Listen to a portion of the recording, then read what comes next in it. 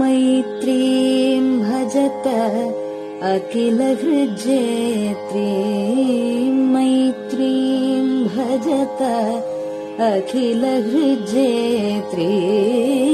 मैत्रीं भजत अखिलहृज्जेत्रीम् आत्मवदेव परानपि पश्यत आत्मवदेव परानपि पश्यत युद्धं त्यजत स्पर्धां त्यजत युद्धं त्यजत स्पर्धां त्यजत त्यजत परेष्वक्रममाक्रमणम् त्यजत परेष्वक्रममाक्रमणम् मैत्रीं भजत अखिलहृज्जेत्रीं जननी पृथिवी कामदुघास्ते जननी पृथिवी कामदुघास्ते जनको देवः सकलदयाळुः जनको देवः सकलदयाळुः दाम्यत दत्त दयध्वं जनतां दाम्यत दत्त दयध्वं जनतां श्रेयो भूयात् सकलजनानां श्रेयो भूयात् सकलजनानां श्रेयो भूयात् सकलजनानां श्रेयो भूयात् सकलजनानां श्रेयो भूयात् सकलजनानां.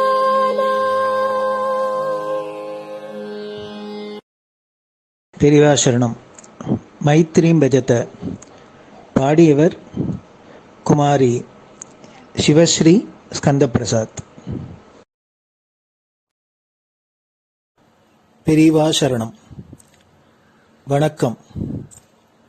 பெரியவா வானொலியின் காலை நிகழ்ச்சிகளுக்கு உங்களை அன்புடன் வரவேற்கிறோம். முதலில் பெரியவா சுப்பிரபாதம்.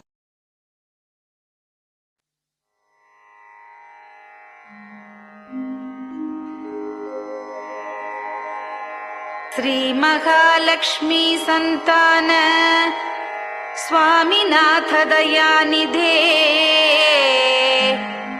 श्री चंद्रशेखर गुरो भवतु ते सुप्रभातम्. श्री महालक्ष्मी संतान स्वामीनाथ दयानिधे श्री चंद्रशेखर गुरो भवतु ते सुप्रभातम्. सुब्रह्मण्यार्य कुमार श्रुतिसारस्वरूपिणे भगवच्छंकराचार्य भवतु ते सुप्रभातम्. सुब्रह्मण्यार्य कुमार श्रुतिसारस्वरूपिणे भगवच्छंकराचार्य भवतु ते सुप्रभातम्. उत्तिष्ठ स्वाम्यधिष्ठानात् जगद्गुरु महाप्रभो कामकोटिमठेशाय भवतु ते सुप्रभातम्. उत्तिष्ठ स्वाम्यधिष्ठानात् जगद्गुरु महाप्रभो कामकोटिमटेशाय भवतु ते सुप्रभातम्। निर्गुणाय निर्मलाय मायातीतस्वरूपिणे आत्मविदां वरेण्याय भवतु ते सुप्रभातम्। निर्गुणाय निर्मलाय मायातीतस्वरूपिणे आत्मविदां वरेण्याय भवतु ते सुप्रभातम्। साधुसङ्गसमूहाय सर्वज्ञः सर्वसाक्षिणे सत्यधर्मशरीराय भवतु ते सुप्रभातम्। साधुसङ्गसमूहाय सर्वज्ञः सर्वसाक्षिणे सत्यधर्मशरीराय भवतु ते सुप्रभातम्। वेदशास्त्रसुरक्षार्थं सन्न्यासतिलकान्विते शीघ्रमागच्छ भगवन् देहि मे दिव्यदर्शनम्। वेदशास्त्रसुरक्षार्थं सन्न्यासतिलकान्विते शीघ्रमागच्छ भगवन् देहि मे दिव्यदर्शनम्। निराहारविनिद्राय निर्मोहाय निरञ्जन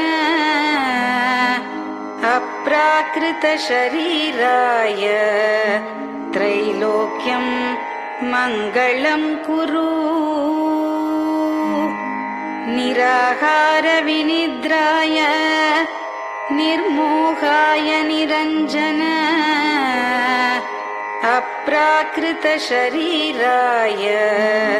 त्रैलोक्यं मङ्गलं कुरु। सम्पूर्णकल्याणगुण सच्चिदानन्दमद्गुरो अत्यद्भुतचरित्राय त्रैलोक्यं मङ्गलं कुरु।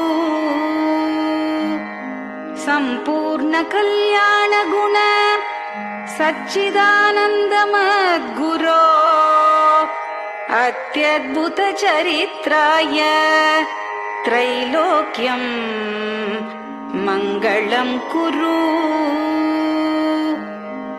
आदिमध्यान्तरहित चराचरमयान्विते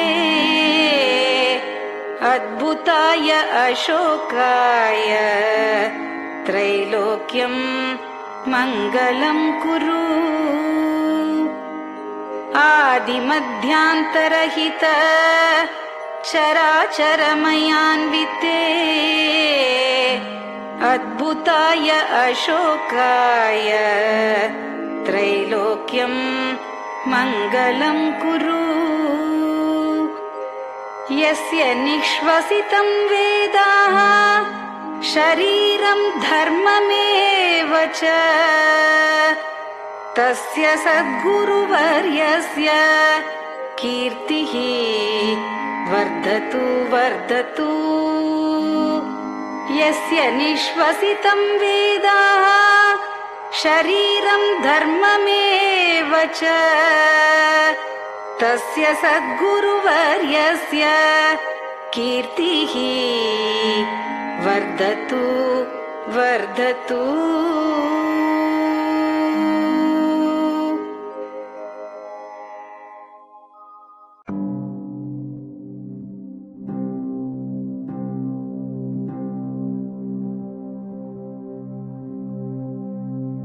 हर हर शङ्कर जय जय शङ्कर हर हर शङ्कर जय जय शङ्कर हर हर शङ्कर जय जय शङ्कर हर हर शङ्करा हर हर शङ्कर जय जय शङ्कर हर हर शङ्कर जय जय शङ्कर हर हर शङ्कर जय जय शङ्कर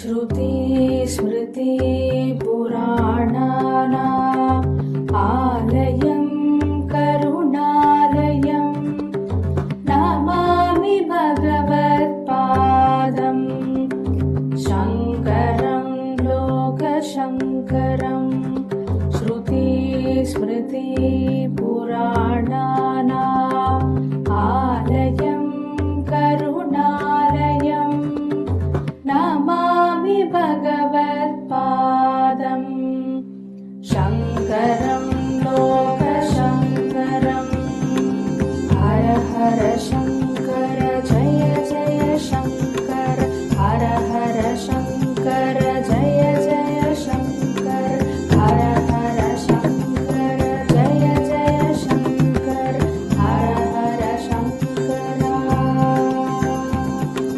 हर हर शङ्कर जय जय शङ्कर हर हर शङ्कर जय जय शङ्कर हर हर शङ्कर जय जय शङ्कर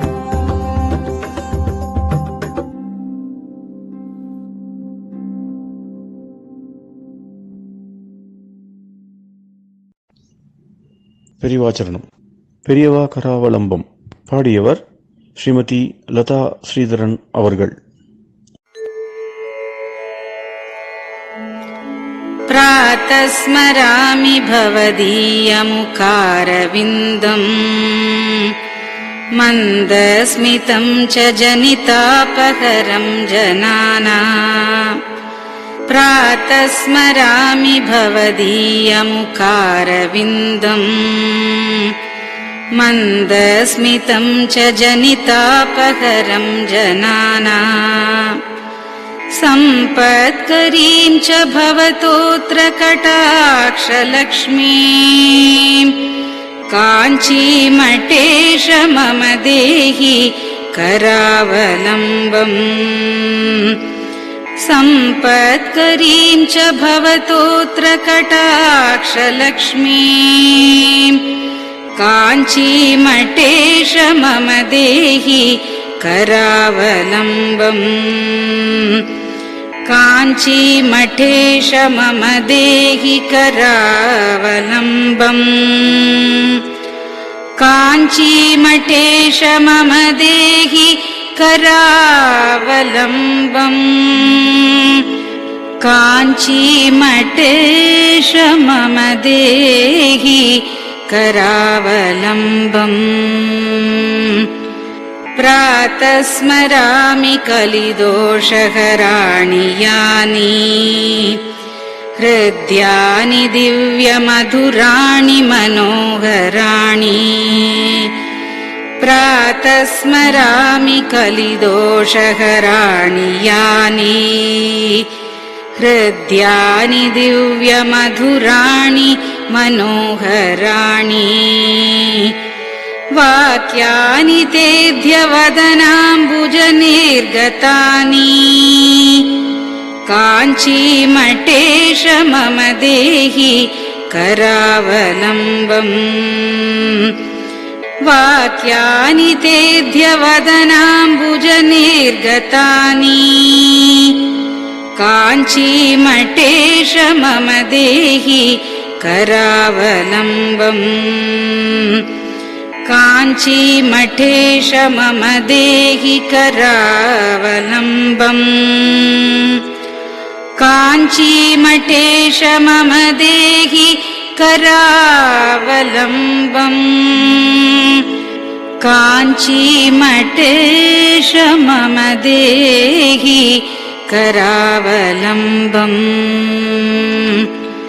वक्षस्थलं विमलहेम समानवर्णम् भस्माङ्कितं जनमनोहर कुङ्कुमाक्तम्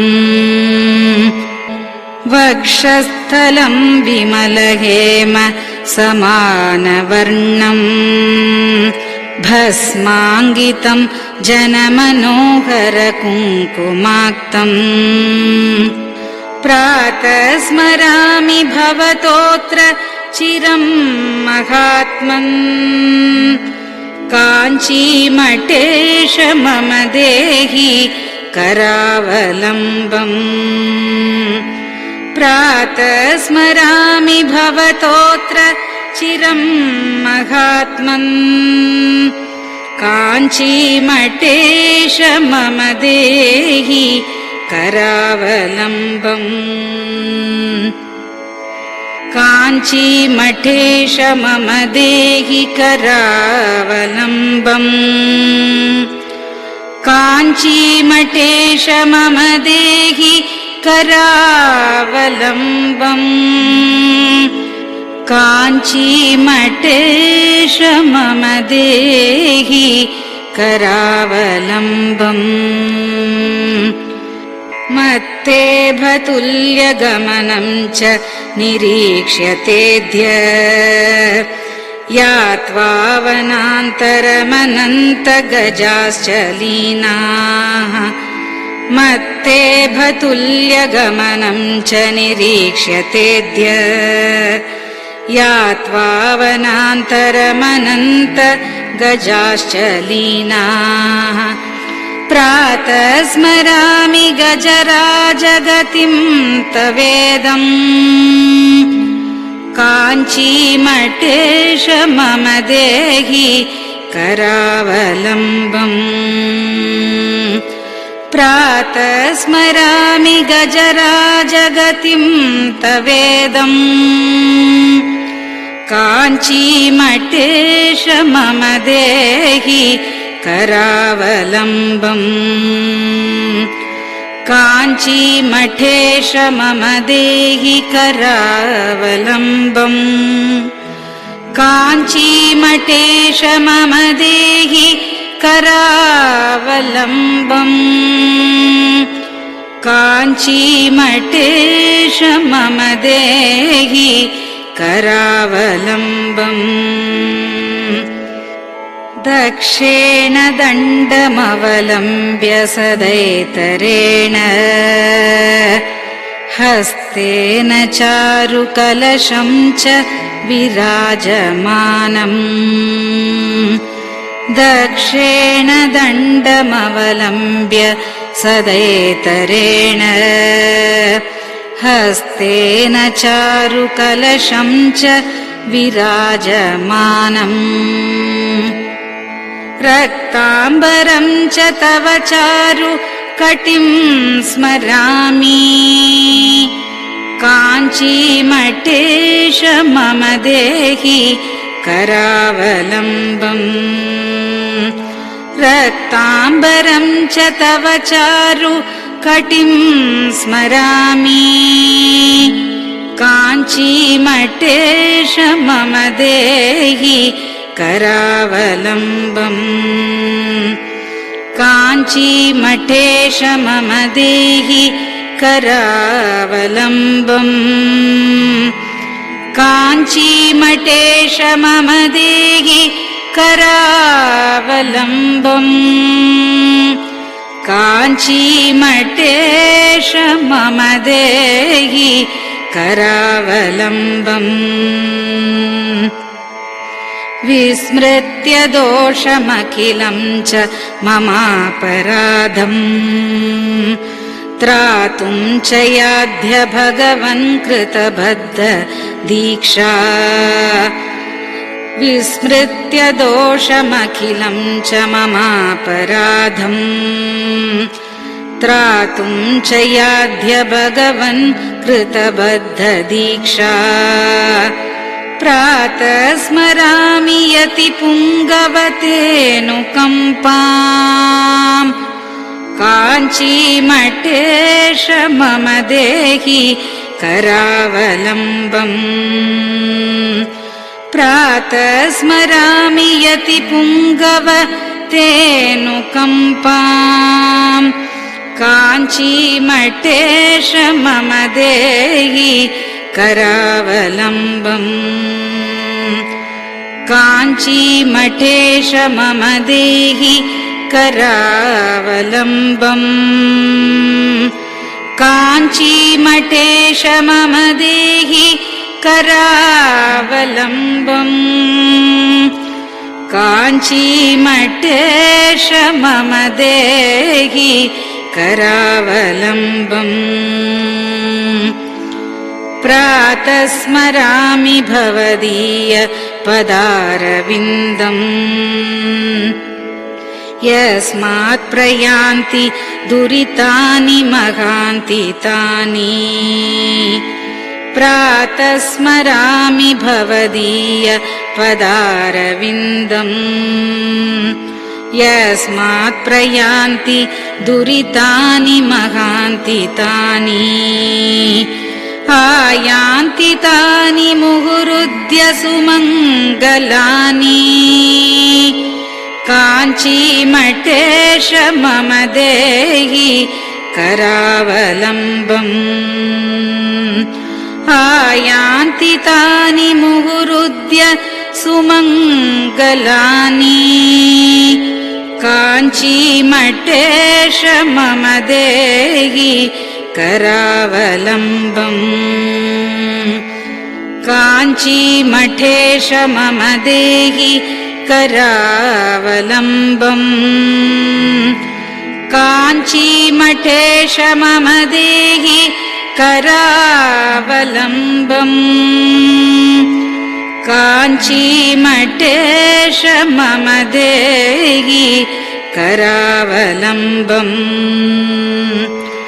स्नानाश्च पानाश्च निषेवणाश्च ध्यानाश्च पापानिलयं प्रयान्ति स्नानाश्च पानाश्च निषेवणाश्च ध्यानाश्च पापानिलयं प्रयान्ति हे तीर्थपादानुसवं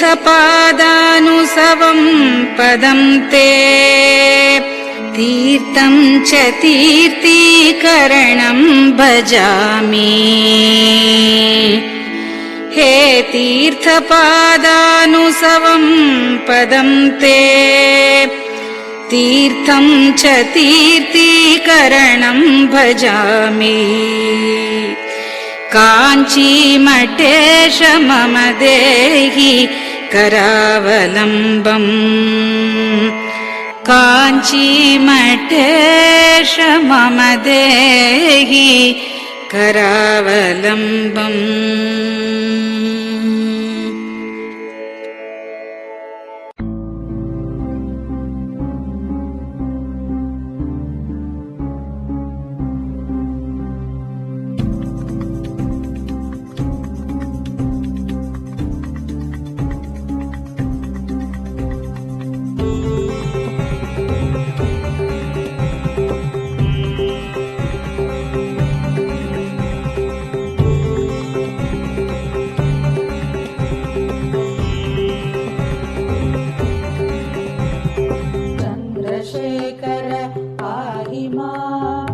चन्द्रशेखर रक्ष माम् चन्द्रशेखर पाहि माम् जय चन्द्रशेखर रक्ष माम् हर हर शम्भो शिव शिव शम्भो हर हर शम्भो शिव शिव शम्भो हर हर शम्भो शिव शिव शम्भो हर हर शम्भो शिव शिव शम्भो चन्द्रशेखर पाहि माम् चन्द्रशेखर रक्ष माम् चन्द्रशेखर पाहि माम् जय चन्द्रशेखर रक्ष माम् हर हर शम्भो शिव शिव शम्भो हर हर शम्भो शिव शिव शम्भो हर हर शम्भो शिव शिव शम्भो हर हर शम्भो शिव शिव शम्भो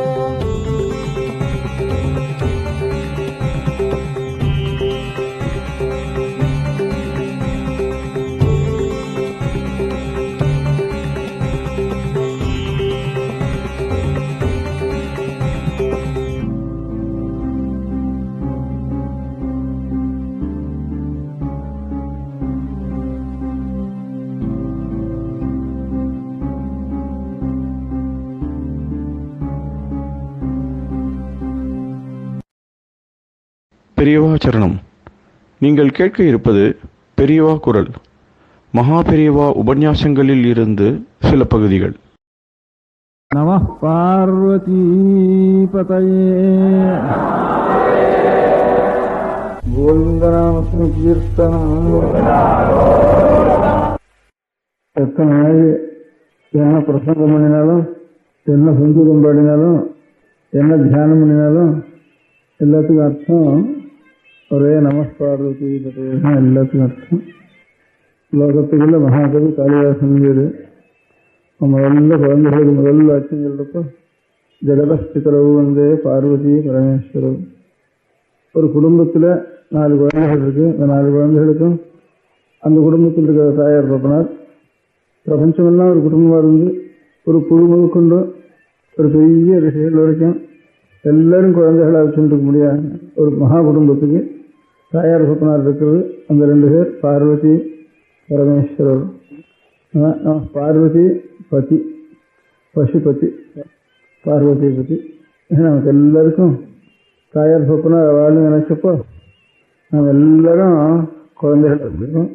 ரொம்ப விளையாண்டுருக்கிற குழந்தை விளையாடுறோம். எல்லாம் ஒரு பிரேம, சகோதர பிரேம எல்லாருக்கும் நமக்கு ஏற்பட்டு போயிடுறது. அதனால இவ்வளவு தத்துவங்களை விசாரம் பண்ணி எவ்வளவு சாஸ்திரங்களை வச்சாலும் கடைசியில் இந்த ஒரு தத்துவம் தான் கடைசியில் முடிவு. அதுக்கு பதில் ஹரஹர மகாதேவங்கிறது தான் அதுக்கு பதில். அந்த ஹரஹர மகாதேவாங்கிறது தான் சிவாஜியும் சமஸ்திராமதாசனும் அதைத்தான் அவலம்பமாக எடுத்துட்டாள்னு சொல்லி இன்னைக்கு நடந்த பிரசங்கமும், நடந்த பஜனையும், நடந்த நர்த்தனமும் எல்லாம் அந்த ஹரஹர மகாதேவாங்கிற தத்துவம் தான். நமஸ்பார்வதி பதவிக்கு பதில் ஹரஹர மகாதேவா. நமஸ்பார்வதி பதவிக்கு மூலம் பார்வதி தேவஸ்பிதரவுந்தே மாதாபிதா 2 பேரும் பார்வதி பதி, பார்வதி பதி 2 பேரும் மாதா பிதாக்கள். நம்ம எல்லாரும் குழந்தைகள், ஒரே குடும்பம். மாதாச பார்வதி தேவி, பிதாதேவோ மகேஸ்வர, பாந்தவா சிவபக்தாச்ச, ஸ்வதேசோ புவனத்ரயம், ஒரே குடும்பம் நாம் எல்லாரும் அப்படிங்கிற அந்த இதுக்கு இந்த ஒரு குடும்பத்துக்கு தாயார் தகப்பனார் பார்வதி. அவளுக்கு நம்ம மனசெல்லாம் ஒன்னாடுறது காலத்தில் ஹரஹர மகாதேவன். இதுக்கெல்லாம் என்னைக்கும் மகான்கள் இருக்கிறப்பெல்லாம் முதல்ல இந்த நம்ம தேசங்கள் எல்லாம் சிவாலயம் நிறைஞ்சு தமிழையே பகவானை ஸ்தோத்திரம் பண்ணிட்டு போயிட்டு இருக்கிற வாழ்த்து போய் சொல்றப்போ கடைசியில் அரணாவமே சூழ்க வையகம் செய்யுது. இங்கே பார்த்தோம் லோகம் முழுக்க ஹரஹரா ஹரஹரான்னு இருக்குமானது. இப்போ அவருடைய ஏகதேசமான சுப்பிரமணிய சுவாமி மலைக்கு போனால் ஹரோஹரா, ஒரு பஜனையில் நாமாவளி போட்டால் ஹரஹர மகாதேவா. அதனால எவ்வளவு பிரசங்கங்களுக்கும், எவ்வளவு பஜனைக்கும், நர்த்தனத்துக்கும், உபன்யாசத்துக்கும், கதைக்கும், சரித்திரத்துக்கும் எல்லாத்துக்கும் தத்துவம் கடைசியில் முடியும். நம பார்வதி பதயே. வைத்தியம் முடிச்சு போனால் அதுக்கு நிவர்த்தி பண்ணிக்கிறதுக்கு பாக்கி பக்கத்தில் இருக்கிற எல்லாரும் ரொம்ப சிரமப்படுறா. ரொம்ப பேருண்ட போகிறா, வைத்தியாண்ட போகிறா, மந்திரவாதியாண்ட போகிறா. அதேமாதிரி என்னண்டையும் இந்த மாதிரி சிரமம் இருக்குது குடும்பத்தில், அது எப்படியாவது நிவர்த்தி ஆகணும் அப்படின்னு கேட்குறா.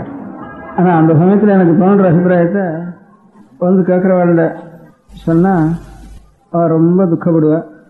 அதுக்காக நமக்கு தோன்ற அபிப்பிராயத்தை கொஞ்சம் அடக்கிக்க வேண்டியிருக்கு. ஒருத்தன் பைத்தியம் பிடிச்சிருந்தான்னா அவன் பைத்தியத்தை நிவர்த்தி பண்ணிவிட்டா, நிவர்த்தி பண்ணால் நம்ம மாதிரி ஆயிடுறான். நம்ம அதுக்கப்புறம் என்ன பண்ணுறோம், மனசில் தோன்றதெல்லாம் மறைச்சி பேசுகிறோம். பைத்தியம் இருக்கிறப்போ ஒழிக்கிறது இல்லை, மறைக்கிறது இல்லை, உள்ளதுன்றபடி சொல்கிறான். பைத்தியம் இருக்கிறப்போ ஒரு 4 வருஷம் பைத்தியம் வருதானா 4 வருஷம் பாவம் இல்லை அவனுக்கு. அந்த 4 வருஷம் பைத்தியம் இல்லாததானா 10 வருஷம் பாவம் மூட்டை நம்ம மாதிரி சேர்ந்துடுறது அவனுக்கும். ஸோ அந்த ஒரு ஜென்மமாவது பாவம் இல்லாமல் இருக்கேன், அதையும் நம்ம மாதிரி பாவியாக பண்ணி இன்னும் துக்கம் முடியாது பண்ணுறதுக்கு என்ன பிரார்த்திக்கிறியே அப்படின்னு துக்கமாக இருக்கு எனக்கு சொல்கிறதுக்கு. ஆனால் சொன்னால் ரொம்ப துக்கப்படுவா, அதுக்காக சொல்லாமல் இருக்க வேண்டியிருக்கு. உலகத்துக்குள்ளே யாராவது பாவம் பண்ணாமல் இருந்தானா இன்னும் ரொம்ப குழந்தை, இல்லைன்னா பைத்தியக்காரன். இதுதான் ரொம்ப வசந்த நிலைய இருக்கிற வேலை. உதாரணம் சொன்னா பாலோன்மத்தவத்து, பாலம்னா குழந்தை, உன்மத்தம்னா வைத்தியக்காரன். உன்மாதம்னா தலைக்கு மேலே ஏறி போச்சு பித்தம்னு அர்த்தம். அதுக்கு உன்மாதம்னு பேரு. அதான் உன்மத்தன்னு வேறு, உன்மாதத்துடையவன் உன்மத்தன்னு வேறு. அந்த உன்மத்த நிலையை கொடுக்கக்கூடியது அநேக மருந்துகளில் ஊமத்தம் செடி ஒன்றும். அதுக்காக இப்போ உன்மத்தமும் சம்ஸ்கிருதத்தில் வேறு. அதுதான் தமிழில் ஊமத்தேன்னு வந்திருக்கு. சம்ஸ்கிருதத்தில் உன்மத்தம்னா வேறு இருக்கு. அது சிவனுக்கு ரொம்ப பிரியமாகுது. இந்த பைத்தியகாரத்தவன்லாம் தான் சிவனுக்கு ரொம்ப பிரியம். எருக்கம்பூ, தும்பப்பூ, ஊமத்தம்பூ உலகத்தில் எல்லாம் பணமாக பண்ணி கிராக்கியாக போயிருக்கிற இந்த காலத்தில் கூட இன்னும் இந்த 3 பூவுக்கு தான் விலை இல்லை. தன்னை பூஜை பண்ணுறவனுக்கு கஷ்டமே இல்லாமல் ஒரு ஒத்துரம் ரெண்டாவது எடுக்கிறேன் அப்படின்னு அதட்டாமல் இருக்கும்படியான பூவாக பார்த்து சுவாமி வச்சுருக்காரு எனக்கு. இதில் உன்மத்தம்னு பேர் ஊமத்தைக்கு. அது ரொம்ப பிரியம். அதுலேயும் கருவுமத்தை கிடைச்சதுன்னா சுவாமிக்கு கருவுமத்தை தான் வந்து பூஜை பண்ணுற வழக்கம். தேவாரங்கள்லையும் இந்த இருக்கு ஊமத்தை தும்பை இதெல்லாம் சொல்லிருக்கு. ஒவ்வொரு இடத்துல ஒவ்வொரு ஊர் தேவாரத்துலையும் இப்போ என்னென்ன நம்ம பூஜை பண்ணுறோம் சுவாமிக்கு இது எல்லாத்தையும் அந்த ஊரில் சுவாமி வச்சுருக்காருன்னு ஒவ்வொரு தேவாரத்துலையும் அடிக்கடிக்கு நின்று சொல்லிருக்கு. இந்த பூவெல்லாம் பெரிய சிவகத்திருத்தர் அப்பைய திருத்தர் இருந்தார் 200 வருஷத்துக்கு முந்தி இந்த செங்கல்பட்டு ஜில்லாவில் தான், இந்த வடார்காடு ஜில்லா இந்த பக்கத்தில், காஞ்சிபுரம் வடார்காடு இந்த பக்கத்தில், விருஞ்சிபுரம் காஞ்சிபுரம் ஆரணி இந்த ஊர் பக்கங்களில் இருந்தார். அவரோட சுவாமி பேரில் தானாக மனசு கரைஞ்சி ஸ்தோத்திரம் பண்ணியிருக்கார். அது சொல்கிறப்போ அர்க்கத்ரோண பிரகிருதி குசுமைஹி அர்ச்சனம் தே விதேயம். அர்க்கன்னா இருக்கம்பூருக்கு பேர், அதான் அர்க்கங்கன்னு இருக்குன்னு. துரோணானா தும்புக்கு பேர். அர்க்கத்ரோண பிரகிருதி குசுமைஹி அர்ச்சனம் தே விதேயம். அவ்வளவு எளியவன்னே ஏழை பங்காளன்னு பேர் ஈஸ்வரனுக்கு. ராஜான்னா கிட்ட போக முடியாது, பைத்தியக்காரனா எங்கே பார்த்தாலும் பார்க்கலாம், அவனை சுத்திக்கலாம். அதனால் உலகத்தில் இப்போ மனுஷாலேயே பைத்தியக்காரனுக்கு தான் பாவம் இல்லைன்னு சொன்னா எப்பவுமே பாவம் இல்லாமல் இருக்கணும். எப்பவும் பைத்தியக்காரனாக சொல்றதானா அவனுக்கு எப்பவும் பாவம் இல்லாமல் இருக்கும். பாவத்துக்கு மேற்பட்டவன் தான் ஈஸ்வரன், அதுக்கு உள்பட்டவாள்லாம் ஜீவால்னு வேறு. மேல்பட்டவன் திறந்தால் தான் அதுக்கு கீழ்பட்டவாளை கையை கொடுத்து சேத்துலேருந்து மேலே ஏறினவன் திறந்தா தான் சேத்துல இருக்கிறவனை கையை கொடுத்து அவன் ஏற்ற முடியும். அதனால் இந்த பாவங்கிற சேத்துல இருந்து மேலே ஏறினவன் பைத்தியக்காரன். எப்பவும் பைத்தியக்காரனாக திறந்தானா எப்பவும் பாவம் இல்லாதவன். சாமியை முதல்ல இந்த ஊரெல்லாம் போய் இன்னும் நமக்கு சிவசக்தி ஏதோ 2 ருத்ராட்சம் 2 கோபுரம் இன்னும் 2 உற்சவம் அதிகார நந்தி 63 இன்னும் 2 இருக்கிறதுக்கெல்லாம் காரணம் நடுவில் ஒரு 1000-1300 வருஷத்துக்கு வந்து அநேகமாக கிட்டத்தட்ட ஆதிசங்கராச்சாரியர் எல்லாரும் வந்து அவதாரம் பண்ணின அதோடு கூட தமிழ் ஆசேதி ஹிமாச்சலம் குமாரி முதற்கொண்டு ஹிமாலயம் வரைக்கும் ஆச்சாரியால் சஞ்சாரம் பண்ணி காஷ்மீர் வரைக்கும் உலகம் முழுக்க ஆச்சாரியால் ஸ்தாபிச்ச ஆச்சாரியாளுடைய பேர் தெரியாமல் 56 தேசங்களையும் ஆச்சாரியாளுடைய பாஷ்யம் படிக்காமையும் பஜகோவிந்தம் சொல்லாமையும் இருக்கிற மனுஷன் இருக்க மாட்டா ஒருத்தரும். அப்படி பண்ணிவிட்டா ஆச்சாரியால் விஷயம் குழந்தையா இருந்து 30 வருஷத்துக்குள்ள அந்த மாதிரி பண்ணிவிட்டேன். ஆனால் நம்ம அதே சமயத்தில் தமிழ் தேசத்தில் மாத்திரம் கிட்டத்தட்ட அந்த சமயங்களில் இன்னும் சில பேர் பெரிய மகான்களாக உண்டானா. தமிழ் தேசத்தில் கொஞ்சம் பாக்கி ஈஸ்வரத்தியை நிறைய விருத்தி பண்ணினேன். அதில் சுந்தரமூர்த்தின்னு ஒருத்தர், அவர் சாமி முதல்ல என்னமோ சண்டை சாமியோட சண்டை, அவர் கடவுளா சாமி வந்தார், சோதனை பண்ணார், இன்னும் கதையெல்லாம் இருக்குது. அப்புறம் சாமின்னு தெரிஞ்சுட்டு முதல்ல பிறகு தெரிஞ்சோடனே முதல் பாட்டு பைத்தியக்காரான்னு கூப்பிட்டார். ஒரே பைத்தியமாக வந்து ரொம்ப சண்டை பிடிச்சார் சுவாமிண்டவர் ஈஸ்வரன். அப்புறம் சுவாமியை தெரிஞ்சு வச்சு பித்தா பேசிஓடின்னு ஆரம்பிச்சார். முதல்ல பித்தான்னு தான் அவனை கூப்பிட்டார். இன்னும் சம்ஸ்கிருதத்தில் அதே மாதிரி இப்போ சொன்ன வந்தவர் பக்தாளர் சொல்கிறப்போ நீ யாருன்னா உன்மத்த சேகரன். சேகரன்னா எல்லாத்துக்கும் மேல்பட்டவன், சிரஸ்தானம்னு அர்த்தம், சிவபூஷணம்னு அர்த்தம் சேகரம்னா. பைத்தியக்காரனுக்குலாம் சிரோபூஷணமாக இருக்கே நீன்னு அர்த்தம். அது ஸ்ரேஷா உன்மத்த சேகரா. உன்மத்தனா உமத்தும்பூவை தலையில் வச்சுருக்கே, சடையில் வச்சுருக்கே, சொருகி வச்சுருக்கேன்னு அர்த்தம். உமத்தம் பூவை சிரோபூஷணமாக வச்சுருக்க. உன்மத்தனுக்கெல்லாம் சேகரன் இன்னும் 2 அர்த்தத்தை வச்சுட்டு உன்மத்த சேகரான்னு சொன்னார். அதான் அடையாளம். சக்ஷன் நாராயணன் ஜெகத் பிரபு, திரிலோகத்தையும் பரிபாலனை பண்ணுறோம், பெரிய திரிலோக குடும்பியம், எல்லாத்தையும் ரட்சிக்கிறோம். அவன் பெரிய ராஜா சக்கரவர்த்தி, திரிபுவன சக்கரவர்த்தி. அவனுடைய உடம்புல எத்தனை சாமான் இருக்குதுன்னு ஒரு கணக்கு பார்ப்போம். இந்த பைத்தியக்காரன் உடம்புல எத்தனை சாமான் இருக்குன்னு வைத்து பார்ப்போம். இந்த பித்தனுடைய உடம்புல இதுக்கும் விலை இல்லை, அதுக்கும் விலை இல்லை. ரெண்டையும் ஏலம் போடுறதுன்னு வச்சுக்கிறது. சாம்பல், எலும்பு, ஒரு மண்டையோடு, செடை, இந்த சாமான் தான் இவன் ரெண்டு ஆப்பிடும். இதை தவிர ஒரு ஒன்றும் கிடையாது. உள்ள பிராணினா விஷம். இதுதான் இவருடைய சாமான். இதை எங்கேயாவது ஆறான விலை கொடுத்தா விலைக்கு போவோம். இதுக்கும் விலை கிடையாது. அவர்கிட்ட என்ன இருக்கு? கௌஸ்துபம், பீதாம்பரம், பாஞ்சஜன்யம், மகாசக்கர, சூரிய சக்கரம், கதை, அதுக்கு கணக்கு வெளியில் இன்னதுன்னு சொல்ல முடியாது. எல்லாத்தையும் காட்டிலும் மகாலட்சுமி பட்சத்தில் இருக்க. ஒத்த நாளையும் விலை கொடுத்து கட்டாது அவருடைய சாமான். இது ஒத்தனை எவ்வளவு என்ன விலை கொடுக்குறதுன்னு தெரியாது இதுக்கு. அந்த மாதிரி இதுவும் விலையில்லாத சாமான், இதுவும் விலையில்லாத சாமான். அதனால பைத்தியகார பிராமணன் பித்வன் ஈஸ்வரன். ஒரு பிராமணனா இவருக்கு சுந்தரமூர்த்தி சுவாமிக்கு ஒரு குருக்கள்.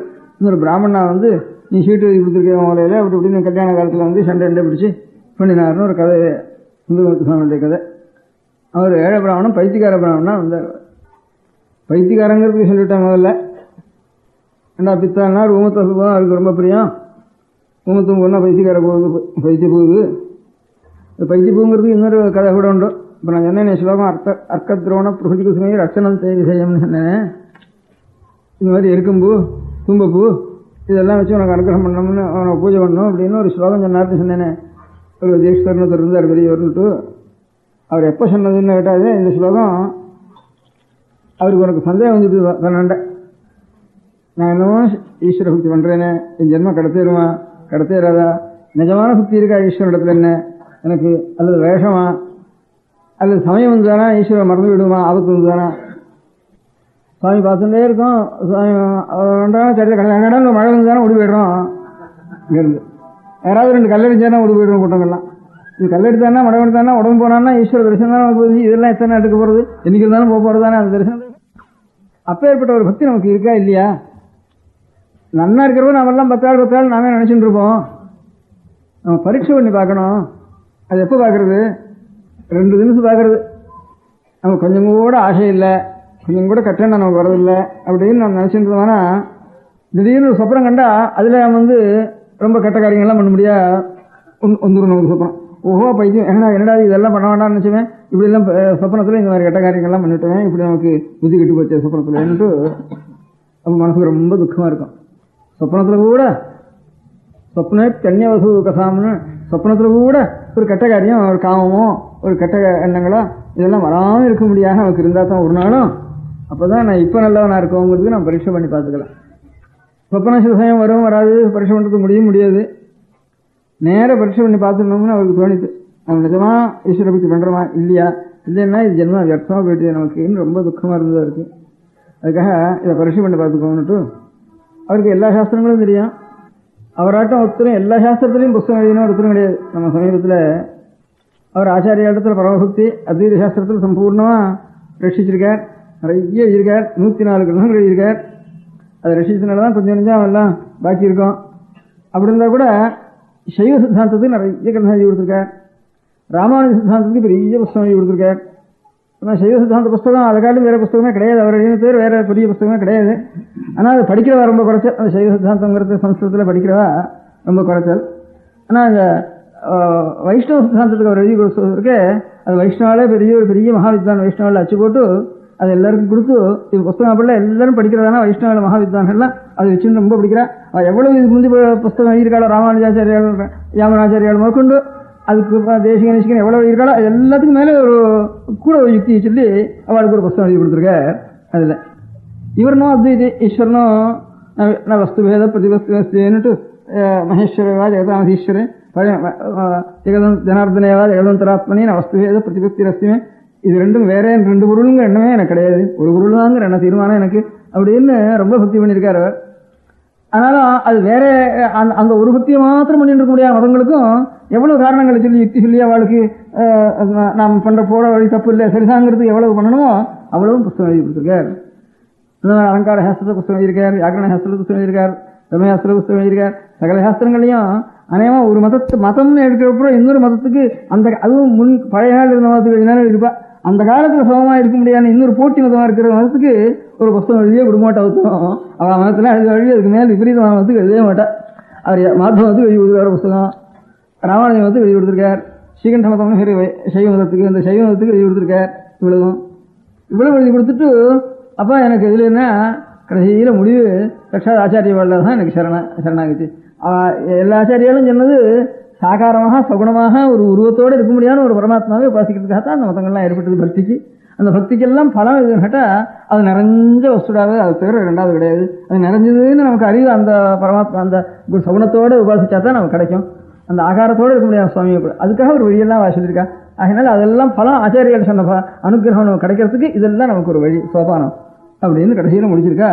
ஒவ்வொரு மதத்துக்கும் தனித்தனியாக ஒரு புத்தகம் எழுதி கொடுத்து அவர் கடைசியில் சந்தேகம் வந்துட்டு, நமக்கு ஈஸ்வர பக்தி பண்ணுறோமே, இது நிஜமா, இது பொய்யா, இது வேஷமா, செல்ஃப் டிசப்ஷன்களை நம்ம ஏமாற்றிக்கிறதா அப்படின்னு அநேக சந்தேகம் வந்துட்டு. அது எப்போ தீர்மானமாகும்? சொப்பனத்தில் என்னவோ வருது, ஒரு சமயம் வருது, வராது நம்ம தீர்மானம் பண்ண முடியாது. பைத்தியம் பிடிச்சிட்டோம்னா அப்பவும் நம்ம கோணமான வார்த்தைகளும் கெட்ட வார்த்தைகளும் சொல்லாமே, ஒசன பேசிகிட்டே உட்காந்துருக்காமே, காம வார்த்தைகள்லாம் சொல்லாமே, நாம் அப்பவும் பைத்திய காலத்துலேயும் நாம் ஈஸ்வரனுக்கு ஒரு பக்தி பண்ணிடுவோம்னா அப்போ தான் வாஸ்தவத்தில் நமக்கு ஈஸ்வர பக்தி இருக்குன்னு நமக்கு தீர்மானமாகும். அதனால் நமக்கு ஒரு பைத்தியம் தான் தேவை நினைக்கிறேன். அவருக்கு தெரியாத சாஸ்திரம் கிடையாது, எல்லாம் தெரியும். ஆயுர்வேதம், அந்த சாஸ்திரம், எந்த சாஸ்திரம் எல்லாம் தெரியும்.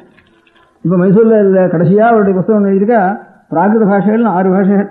அந்த காலத்தில் இந்த சம்ஸ்கிருதங்கிறதோடு கூட எல்லாமே பிராகிருதம்னு தேச பாஷைகள் 6 பாஷைகள். அது மாகதி, சௌரசேனி, பைசாஜி, அர்த்தமாகதி அப்படின்னு அதுலேருந்து வந்து தான் பாலி, ஹிந்தி, இந்த குஜராத்தி, மகாராஷ்டிரி இதெல்லாம் அதுலேருந்து ஒவ்வொரு பிராகிருதங்கள்லேருந்து வந்து தான். அந்த 6 பிராகிருதத்துக்கு தனியாக வியாகரணம் எழுதி 6 வியாகரணம் எழுதி அது அவ்வளவுக்கும் லட்சங்கள் எழுதி அதுக்கே ஒரு பெரிய லிட்ரேச்சர் 6 பாஷைகளுக்கு ஒரே புத்தகத்தில் பிராகிருதம் எழுதியிருக்கார். போன வருஷம் ஆச்சு போட்டிருக்கா மைசூரில் அவருடைய புத்தகத்தை. அவருக்கு தெரியாத சாஸ்திரம் கிடையாது. அப்போ எழுதிட்டு அவர் என்ன கடைசியில் என்ன சித்தப்பட்டது, இவருக்கு ஆயுர்வேதம் நல்லா தெரியும். அவருக்கு பைத்தியம் எப்படி வரும், ஊமத்தம் காய உடைச்சதுன்னா விரைய போட்டு லேஷம் பண்ணி சாப்பிட்டா பைத்தியம் வந்துடும். அது பைத்தியமாகவே போயிட்டா என்ன பண்ணுறது, அப்புறம் கூடாதுன்னு எல்லாரும் கண்டிக்க வந்தா பைத்தியமாக அவருக்கு இஷ்டம் தான். ஆனாலும் தன்னை பார்த்துக்கணுமே, அப்புறம் திரும்பியும் பக்தி பண்ணுறதுக்கு பிரயத்தனம் பண்ணணுமே. பைத்தியமாக போய் கட்டணவானே பைத்தியம் வருதுன்னா அப்புறம் ஜனம் முழுக்க வேணாம்னா போயிடும். அதுக்காக மாத்தெல்லாம் பண்ணி பார்த்தார். மாத்தெல்லாம் சாஸ்திரம் தெரியும். ஒரு பைத்தியம் மருந்து கொடுத்தா அதுக்கு மாற்று மருந்து தெரியும் இருக்கு, அதையும் பார்த்துட்டார். அன்னைக்கு வைத்தியாளர் வர வச்சா அவர்னா மகாவித்தான், எல்லாரும் அவருடைய சிஷ்யார். எல்லாரும் அதுக்கு மாற்றுனா பரீட்சை பண்ணிண்டா. அன்னைக்கு இப்போ நாய்க்கு போடுறது பூனைக்கு போடுறது எல்லாம் பண்ணுறாலும் இல்லையா, அது மாதிரி எல்லாம் பண்ணி பரீட்சை பண்ணிண்டா. பரீட்சை பண்ணிட்டு சரி கொஞ்சம் சந்தேகப்பட்டா எல்லாரும் பாசகம் இல்லைன்ட்டு அவர் எப்படி இருந்தாலும் எனக்கு அப்படி இருந்தாலும் அதனால பாசகம் இல்லை. என்னுடைய பக்தியை பரீட்சை பண்ணுறதுக்காக ஒரு ஜென்மம் முழுக்க பைத்தியம் போனாலும் எனக்கு பாசகம் இல்லை. அந்த மாதிரி ஒருத்த நாய் வச்சுங்க ஒரு முகூர்த்த காலம், அந்த முகூர்த்த காலத்துக்குள்ள நான் என்னென்ன பேசுறேனோ அவ்வளவு ஷார்ட் ஹேண்ட் எடுத்துட வேண்டியதுன்னுட்டு ஒரு 10 சிஷ்யால ஏற்பாடு பண்ணி இப்போ ஷார்ட் ஹேண்ட் எடுத்துனால ஒத்தனை எடுத்துடலாம், அப்போ முடியாது இல்லையா. அதனால ஒன்று வார்த்தை எடுத்து எழுதுங்க, 10 பேர் உட்காங்க சிஷ்யா எல்லாரும் அப்படின்னு சொன்னார். சொன்ன உடனே மருந்து சாப்பிட்டாரு. என்ன முடிச்சு பார்த்தா இருந்து வச்சேன். என்னடா பண்ணுறது, எழுதுங்கடா அப்படின்னா எழுதினா உடனே இந்த 50 ஸ்லோகங்களில் இந்த மாதிரி நான் உன்னுடைய அனுகிரகத்தை நான் என்ன சொல்லுவேன், பரமேகளுக்கு இறங்குறவன்னு. இதுவே ஒரு சின்ன உதாரணம். எது பரம சுலபமான புஷ்பங்களோ, இது பரம சுலபமான ஒரு உதாரணங்கள் அதையே நீ கிரகிச்சுண்டு நீ எல்லாரையும் அனுகிரகம் பண்ணி கடைசியில் நாம் போடுறது ஒரு தும்பப்பூ, நீ கொடுக்குறது எனக்கு மோட்சம். இதுக்கும் அதுக்கும் வேலை, ஒரு தும்பப்பூனுடைய விலை இது அப்படின்னு கண்ணில் தாரதாரவே ஜலம் ஒரு 50 ஸ்லோகம் முழுக்க எழுதினேன். அதுக்கு ஆத்மார்ப்பண ஸ்துதின்னு பேர், உன்மத்த பஞ்சாசத்துன்னு பேர். 50 பஞ்சாசத்துன்னு 50 பேர். உன்மத்த பஞ்சாசத்துன்னு பேர், ஆத்மார்ப்பண ஸ்துதின்னு பேர். ஆத்மார்ப்பண ஸ்துதி அப்படின்னு பேர் இருக்கு. அதனால தன்னை பைத்தியமாக பண்ணிட்டு சரி அப்பா ஈஸ்வரா இதுவும் உன்னுடைய கருணை தான். அப்புறம் உடனே மாற்று மருந்து கொடுத்தா, மாற்று மருந்து கொடுத்தாலும் பைத்தியமாக இருந்தாலும் ஒரே மாதிரியாக இருக்கு. அவருக்கு பக்தியில் ஈடுபட்டதுனால தன்மயமான இடத்துல சரி ஈஸ்வரனுடைய கிருப்பை எனக்கு இப்படியாவது ஒரு அனுகிரகம் பண்ணிடுறாங்க. என்னுடைய யோகியத்துக்கு ஒன்றும் இல்லை, அவனுடைய கருணையினால தான் இந்த மாதிரி ஒரு பைத்தியாவஸ்தையிலையும் எனக்கு புத்தி மாறாமல் ஒரு க்ஷேமமாக இருந்தது அப்படின்னு தன்னை பரீட்சை பண்ணி பார்த்துருந்தேன். பைத்தியம் பிடிச்சப்போ கூட புத்தி ஈஸ்வர பக்தி தவறான ஒரு ஆத்மா இருந்ததுன்னா அதுதான் ஷாரப்பும் என்ன துக்கம் வந்தாலும் என்ன கஷ்டம் வந்தாலும் கையங்காலம் பிடிச்சி இழுத்து வியாதி வந்தாலும் அந்த வியாதியெல்லாம் இதெல்லாம் இருக்கட்டும், நமக்கு இதெல்லாம் நினைச்சுட்டு என்ன பிரயோஜனம் அப்படின்ட்டு எந்த சமயத்தில் அது ஒன்று தான் நினைக்கணும் அப்படிங்கிற ஒரு நினைவானது புத்தி மோகம் போகிற சமயத்தில் கூட அந்த நினைவு இருக்கும். அதுதான் பகவத்கீதையில முக்கியமான ஸ்லோகம், எம் எம் வாபி ஸ்மரன் பாவம் யஜதி அந்தே கலேவரம் தம் தமே வேதி கவுந்தேய சதா தத்பாவ பாவிதா. கடைசி க்ஷணத்தில் உயிர் உடலில் விட்டு உயிர் கிளம்புற சமயத்தில் எந்த எண்ணத்தோட இவன் இந்த சரீரத்தை விடுறானோ அதுக்கப்புறம் இந்த உயிர் இன்னொரு உடலில் உருவாகி வளர்றப்போ இந்த எண்ணத்துக்கு தகுந்தாப்புல ஒரு சரீரம் ஏற்பட்டு அதிலிருந்து அதை அனுசரித்த ஒரு ஜென்மம் அவனுக்கு கிடைக்கும். ஈஸ்வரனே சித்தத்தில் இருந்துட்டு தானா இவன் சரீரம் போகிறப்போ அப்போ அந்த ஈஸ்வர ஸ்வரூபத்தில் போய் ஐக்கியமாயிடுவோம். பாக்கி ஏதான ஒரு துக்கத்தோடு இருந்தானா அடுத்த ஜென்மம் ஒரு துக்கத்தை கொடுக்க முடியாத ஜென்மம் வரும். ஒரு கோபத்தோடு இருந்தானா கோபத்தை கொடுக்க முடியாத ஜென்மம் வரும். சாந்தமாக பரமேஸ்வரத்தில் பரம பக்தி அப்படியே கண்ணு உருகின்று இருந்தானா அப்படி அப்புறம் ஜென்மமே இல்லை, ஈஸ்வர சுரூபம் இருக்கும் அப்படின்னு இது கீதையில் ஒரு இது பண்ணியிருக்க. அதுதான் ஒருத்தர் பரியாசமாக சொல்றது. அப்போ இப்போ பிடிச்சி சுவாமி நினைப்பானே அப்போ நினைச்சா வருவோம் இல்லையோ. நித்திய எண்ணத்துக்கு ஜெபம் பண்ணணும், நித்திய எண்ணத்துக்கு தியானம் பண்ணணும். அப்போ அன்னைக்கு ஒரு நிமிஷம் பண்ணால் போடுவோம் இல்லையா. ஜென்மம் முழுக்க பண்ணிட்டு இருந்தாலே அப்போ ஐயா அப்போ ஐயான்னுட்டு அப்போ அழகிறதுக்கு ஆரம்பிச்சிடுறோம். இதெல்லாம் மறந்து போயிடுறது நமக்கு. இப்போ என்ன துக்கம், இப்போ என்னது உயிரோடு இருக்கிறப்பவே என்ன துக்கம் வந்தாலும் இதெல்லாம் என்ன இதுக்காக நாம் துக்கப்பட்டு இருந்தோம் அழுதுண்டோ இருந்து இதனால என்ன வர போகிறது என்ன வரைப்படுறது இதெல்லாம் மறந்து போயிட போகிறது. எத்தனையோ துக்கம் வருது, அப்புறம் நான் சிரிக்கலையா, அப்புறம் அவர் கட்டக்காரியம் பண்ணலையா, அப்புறம் என்னமோ உற்சாகம் கண்டபடி வேடிக்கையெல்லாம் பேசலையா, அப்போ ஒவ்வொருன்னு அழறோம், அப்புறம் என்ன மறந்து விட போகிறது. அதனால இந்த துக்கத்தெல்லாம் எந்த துக்கம் வந்தாலும் நம்ம ரசிக்கிறது அது ஒன்றும். இப்போ போனவா எத்தனையோ பேர் நஷ்டமாக போனது என்னவோ சாமா இதெல்லாம் நினச்சிட்டு இருந்து நமக்கு என்ன ஆக போகிறது. அதனால எந்த துக்கம் வந்தாலும் எந்த சரீரத்துக்கு துக்கம் வந்தாலும் வெளி துக்கம் வந்தாலும் குடும்பத்தில் துக்கம் வந்தாலும் இதெல்லாம் என்ன இது வேணா வந்துட்டு போகிறது. நாம் நினச்சதுக்காக நாம் அழுதுன்னு இருக்கிறதுக்காக இந்த துக்கம் விலை போகிறதான்னு என்ன. அதனால நாம் எந்த காலத்துலையும் நம்ம க்ஷேமத்தை அடைவிக்கிறதுக்கு ஒரு காரியம் ஒரு நல்லெண்ணம் வேணும். நல்ல எண்ணம்னா நல்லதுன்னா ஈஸ்வரன் தான் நல்லது, வேற ஒன்றும் நல்லதுன்னு உலகத்தில் கிடையாது. அதனால ஈஸ்வரனுடைய எண்ணம் வேணும். அந்த மாதிரி ஒரு ஈஸ்வரனுடைய எண்ணம் தான் எந்த துக்கம் வந்தாலும் அது மறவாமல் நமக்கு இருக்கணும்.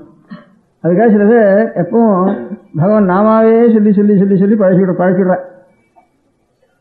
அப்படியே எப்போ பார்த்தாலும் எந்த வார்த்தை சொன்னாலும் ராம ராம ராம ராம ராமான்னு ஒரு மதிய பேசுகிறப்ப கூட அநேகம் பேர் இப்பவும் இருக்கா.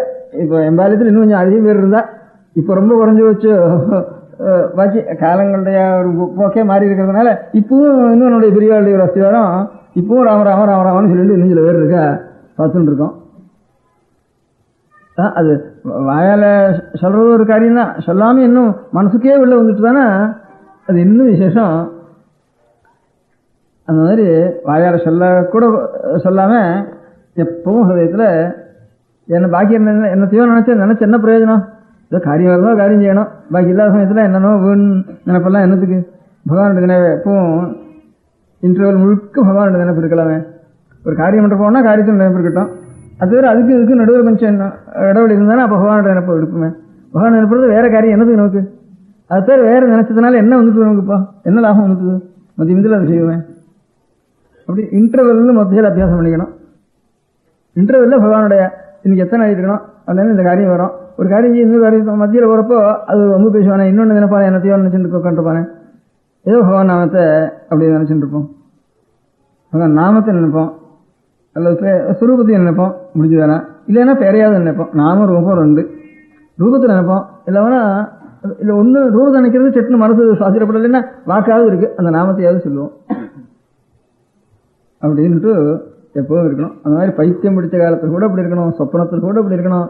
நமக்கு சொப்பனம் வந்தால் என்னென்ன சொப்பனம் வந்து, சொப்பனம் வரப்போ ஒரு காரியம் பண்ணுறப்போ பகவான் நாம பண்ணுறவா இல்லையா அப்படின்னு பரிசு வச்சுக்கணும். இல்லையா, ஐயோ வேணா போச்சே ஜென்மம், அடுத்த சொப்பனம் போகிறப்போ இன்னொரு ஞாபகம் வச்சுக்கணும். அப்போ சொப்பனத்தில் அவ்வளோ வர முடியாது. இப்போ பண்ணா தான் சொப்பனத்துலையும் வரும் நமக்கு. இப்போ கால் சீட்டை போட்டுட்டே இருந்தோம்னா சொப்பனத்துலையும் கால் சீட்டை போட்டுக்கிற மாதிரி நமக்கு வருது. அந்த மாதிரி இதில் எப்போ நல்ல எந்த பழக்கம் இப்போ இருக்கோ முடிச்சுட்டு இருக்கிறப்போ அதே தான் நமக்கு சொப்பனத்தில் வர போகிறது. அதில் இப்போவே எப்பவும் பகவான் நாம சொல்லி சொல்லி சொல்லி சொல்லி பழக்கம் ஆகிட்டு தானே எப்பவும் சொப்பனம் கண்டு இருக்கிறப்போ நமக்கு என்ன வரும், அதே பகவான் நாம வரும். அப்போ வந்துதான்னு பார்த்துக்கணும் நம்ம. அதே மாதிரி தான் பைத்தியம் முடிக்கிறப்ப பார்த்துக்கணும். இன்னும் கொஞ்சம் திருடமாக பார்த்தாரு அப்போ இது இஷ்டர். அதனால பைத்தியக்கார பிராமணன் ஈஸ்வரன். சுந்தரமூர்த்தி பிராமண ரூபமாக தான் வந்தார். ஒரு பைத்தியம் வந்தார், ஒரு ஓயை கொண்டு வந்தார், இன்னும் வேஷங்கள்லாம் போட்டார். நிறைய பேர் கேட்டிருப்பா அந்த கதைன்னுட்டு. அவர் பிராமணங்கிறதுக்கு பைத்தியக்காரங்கிறதுக்கு தீர்மானம் ஆயிட்டுது. இங்கே ஒருத்தனை சாம்பலை பூசிக்கிறது, கையில் தானே எலும்பையும் மண்டை வெட்டையும் கையில் வச்சுக்கிறது, காம்பரெல்லாம் தூக்கி போட்டுக்கிறது, ஒரே ஷடை ஒரு நாள் இது பண்ணிக்கிறது இல்லை. இந்த மாதிரி எப்போ பார்த்தாலும் பைத்தியக்காரன் ஆயிட்டுது. பிராமணங்கிறதுக்கும் அடையாளம் இருக்கு அவருக்கு. ஜெகத்துக்கெல்லாம் சக்கரவர்த்தி சாட்சா நாராயணன். அவர் சாட்சா சக்கரவர்த்தி. இவர் ஒன்றும் இல்லை, இப்படியே சுத்தர பிச்சை எடுத்து தெரியுறவர். இங்கிருந்து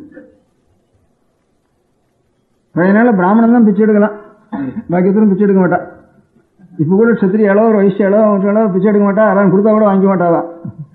பிராமணன் தான் பிச்சைக்காரோ. பிச்சை வியாபார தெருவுன்னு கூட கும்போணத்தில் ஒரு தெருவு இருக்கு, பிச்சை வியாபார தெருவுன்னு வீடு இருக்கு. பிராமணன் தான் வஞ்சுகத்தை எடுக்கலாம். அதுக்கு பிரம்மச்சாரியா சன்னியாசியா போயிட்டாங்கன்னா சோத்து பிச்சை எடுக்கலாம்.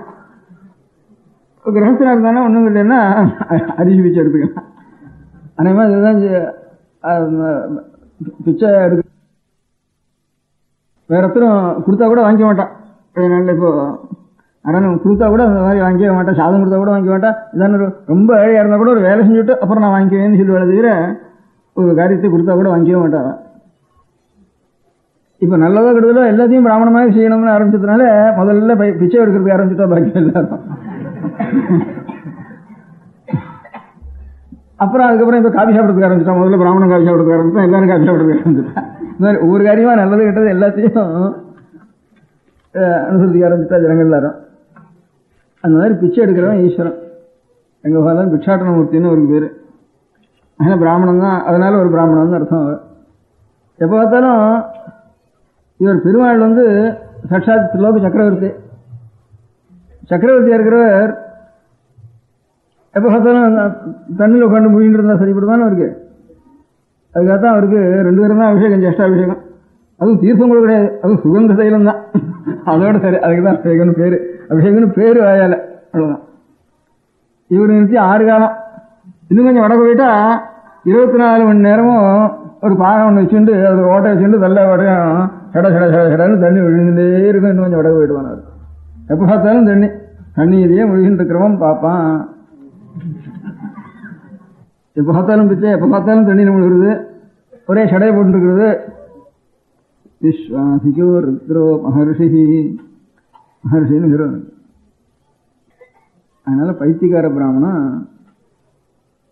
அந்த நாளான்னுட்டு இந்த தேவாரங்களில் வாழங்களில் போனால் எப்போ பார்த்தாலும் அந்தனான்னுட்டு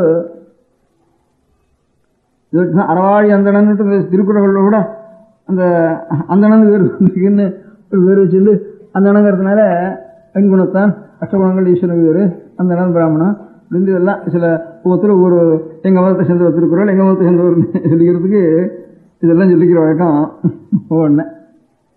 அதனால் ரொம்ப சுலபம், ரொம்ப நமக்கு எளிசு ஈஸ்வரனை ஆராதிக்கிறது.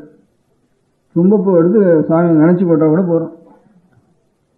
அதான் ஒரு கதை கூட சொல்கிறது. தும்பப்பூவுக்கு அவ்வளோ தூரம் துரோண புஷ்பம்னுட்டு எருக்கம்பூ ஊமத்தப்பூ கூட எருக்கம்பூவில் வெள்ளரிக்காய் வேணும், ஊமத்தையில் கரு ஊமத்தையாக பார்க்கணும், பணத்தில் இல்லாமல் கொஞ்சம் தேடியாவது பார்க்கணும். தும்பப்பூவுக்கு சிரமமே இல்லை. சாமி இருந்தால் அதுக்கு மேலே போய் உட்காரும் தும்பப்பூங்கிறது. எனக்கு சில சமயம் தோன்றதுண்டு. ஒரு வேற அர்த்தம் தோன்றது. ஈஸ்வரனை பற்றி ஈஸ்வரனத்தில் பக்தினாலே சொல்லிட்டாரோன்னு எனக்கு தோன்றது. ஒரு பெரிய வைஷ்ணவாச்சாரியார் ராமானுஜாச்சாரியோட ரொம்ப சகா எப்பவும் கூட இருந்தார். இந்த வைஷ்ணவ மதம் பிரதிஷ்டை பண்ணி நாம் ஒரே தெய்வத்தை நாம் உபாசிக்கணும், பாக்கி பல தெய்வங்கள் உபாசிக்கக்கூடாது, பரம ஏகாந்தியாக இருக்கணும். பரமேகாந்தின்னு செய்யறதுக்கு ஏகாந்தம்னா ஏகம்தான் அந்தம். விஷ்ணுன்னா வைஷ்ணவன்னா விஷ்ணுவை தவிர இன்னொன்று நம்ம அது இருக்கலாம், அநேகம் பேர் இருக்கலாம், அது பாட்டுக்கு இல்லை, நமக்கு அதனால காரியம் இல்லை. நமக்கு ஒரு பெருமாள்னா அவரோட சரி நமக்கு அப்படிங்கிறது சித்தாந்தப்படுத்தி பாக்கி ஒரு கோவிலுக்கு போகாதே, சிவங்கோவிலுக்கோ பிள்ளையார் கோவிலுக்கோ சுப்பிரமணிய சுவாமிக்கோ போகாதே, பெருமாள் கோவிலுக்கே போ, எப்போ பார்த்தாலும் இதர தேவதைகளை கூட மனசு முடியாது, எல்லாம் அந்தர்யாமின்னு அவனுக்கே எல்லாத்தையும் அர்ப்பணம் பண்ணு அப்படின்னு ஏகாந்தம் அத்தனையே நீ பண்ணு அப்படின்ட்டு வீர சைவாலில் அப்படி அவாவர மதத்தில் பாக்கி என்னென்ன நினைக்காதேன்னு சைவத்தில் அப்படி ஒரு சைவம் உண்டு. ராமானுஜ மதத்தில் பரமேகாந்திகள் ஏகாந்தமாக ஒரு மதத்தை ஏற்பாடு பண்ணினேன். அந்த சமயத்தில் சிவபக்தாளர் இருக்கிற லோகம் முழுக்க ஒவ்வொரு ஊர்லேயும் சிவன் கோவில் பெருமாள் ரெண்டு தான் இருக்கு. இங்கேயும் தான் பிராத காலத்தில் இங்கே தரிசனம் பண்ணுறோம், பஜனை பண்ணுறோம், பிரதோஷ காலத்தில் சந்தியா காலத்தில் ஈஸ்வரனை தரிசனம் பண்ணுறோம். அப்படி ஒரே சுவாமி தான் ரெண்டு ரூபமாக இருக்குன்னு அப்படின்னா லோகத்தில் வச்சுட்டு இருக்கு. இது புதுசாக அப்படி ஒன்று மாற்றி சிவன் கோவில் போகவே கூடாது, ஏகாந்தமாக இருக்கணும், விஷ்ணுனுடைய காரியம் தான் நமக்கு, வேற ஒரு காரியம் நமக்கு வேண்டாம் அப்படின்னு இப்படி தனியாக மதம் பண்ணிவிட்டார். ஏன்னுட்டு அப்போ அந்த காலத்தில் இருந்த வித்வான்களுக்கும் எல்லாம் ராஜாவும் சிவபக்தன், அவனுக்கும் அந்த மாதிரி தோணித்து.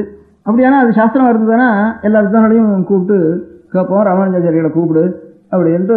அந்த காலத்தில் இருந்த ராஜா கங்கொண்ட சோழன் ஊர் இருந்து குமாரத்தில் வடக்கு 10 மைலில் அந்த ஊரில் அவளை ராமானுஜாச்சாரியர்கள் போய் ஸ்ரீரங்கத்தில் இருந்தால் ராமானுஜாச்சாரியர் போய் கூப்பிட்டு வா அப்படின்ட்டு கூப்பிட்டு வந்தேன்.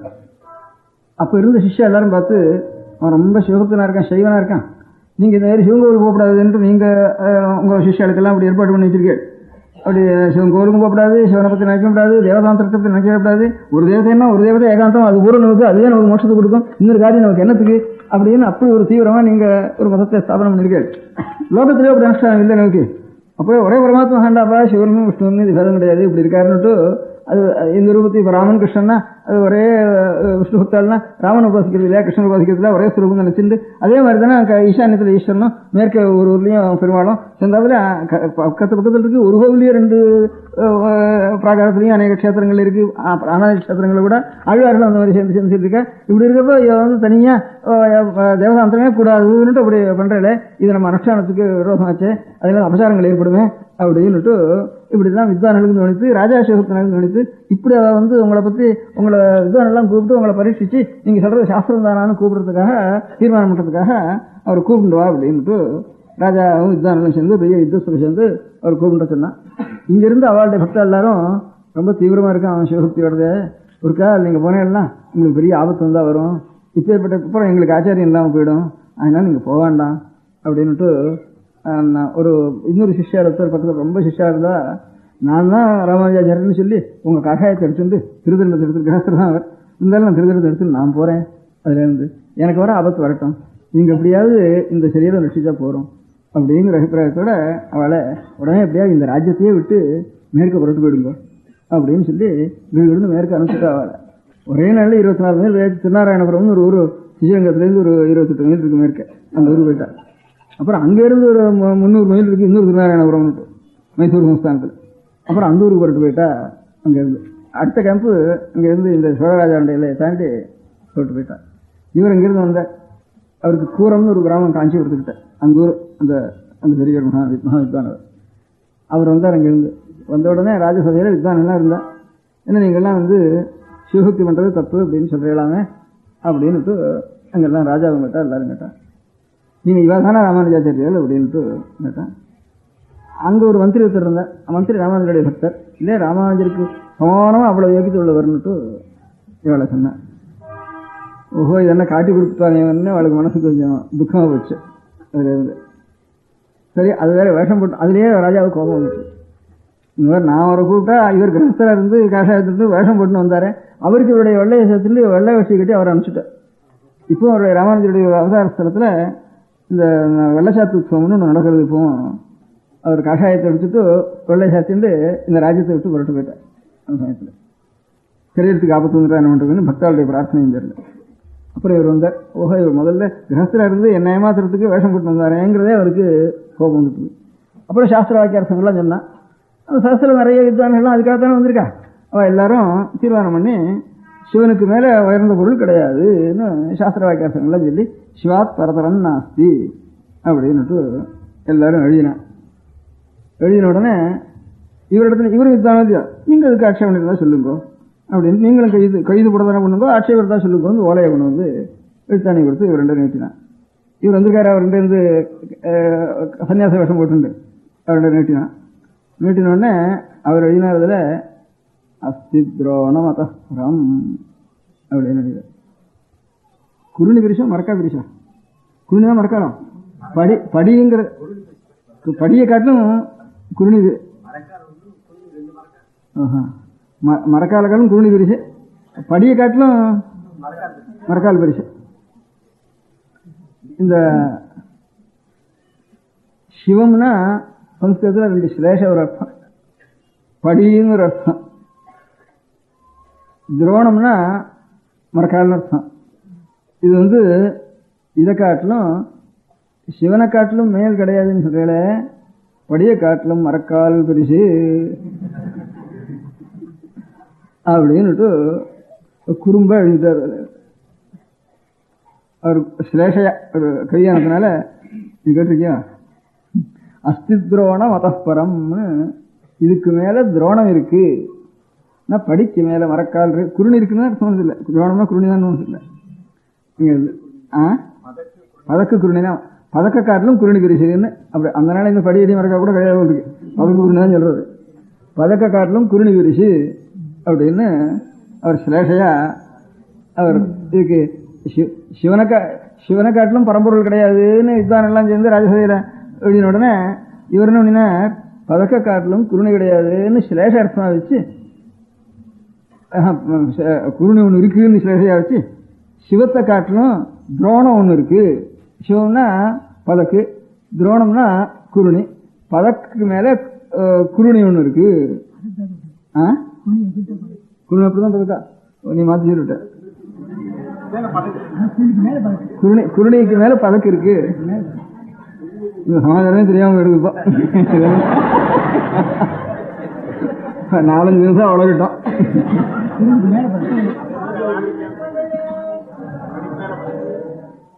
குருணுக்கு மேல பதக்கு இருக்குன்னுட்டு ஒரு அர்த்தம் ஆக முடியா, இந்த மாதிரி ஒரு அர்த்தம் ஆக முடியா ஒரு சிலேஷையா ஒன்று எழுதிட்டாதுல.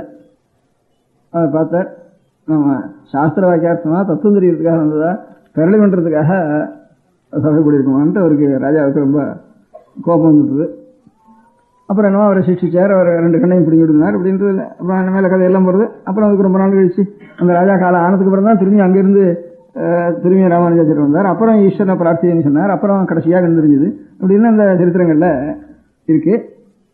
அஸ்தித்ரோண மதப்பரம்ங்கிறத இது வந்து சிலேஷையா குன்னியோட பகுதி பிரிச்சானே, பகுதி பிரிச்சு சரி சரி குருணியோட பதக்கு வரிசைன்னுட்டு ஒரு அர்த்தம் வழியா பரியாசமாக எழுதினார். அது குறும்பு பரியாசம்னுட்டு எல்லாரும் நினைச்சுட்டு இருந்தா, அவரும் நினைச்சுட்டு இருந்தார். அதே மாதிரி இப்பவும் அந்த குரு பரம்பரை சரித்திரத்துலையும் அதே மாதிரி வந்துட்டு இருக்கு. இப்போ அந்த ஸ்லோகம் எல்லாரும் சொல்றது உண்டு. அது குறும்பா எழுதினார் வரணுட்டு. ராஜாவுக்கும் கோபம் வந்தது, அதுக்காக சிக்ஷை பண்ணினான் ராஜா அப்படின்ட்டு சொல்றது உண்டு. எனக்கு இந்த பக்தி இதெல்லாம் பார்த்ததுக்கப்புறம் அர்க்கத்ரோண பிரபுதி குசுமீர் அர்ச்சனந்த விஷயம்னு இந்த தீஸ்வரோட ஸ்லோகத்தை பார்த்த உடனே சிவாத் பரதரம் நாஸ்தின்னு கடைசியில் எழுதினா, சிவத்துக்கு மேல துரோணம் மேல இருக்கு, ஈஸ்வரனுடைய சிரசுல தும்பப்பூ இருக்கு. நமக்கு சிவன் கூட கொடுக்கல, தும்பப்பூ தான் நமக்கு மோட்சத்தை கொடுக்கறது.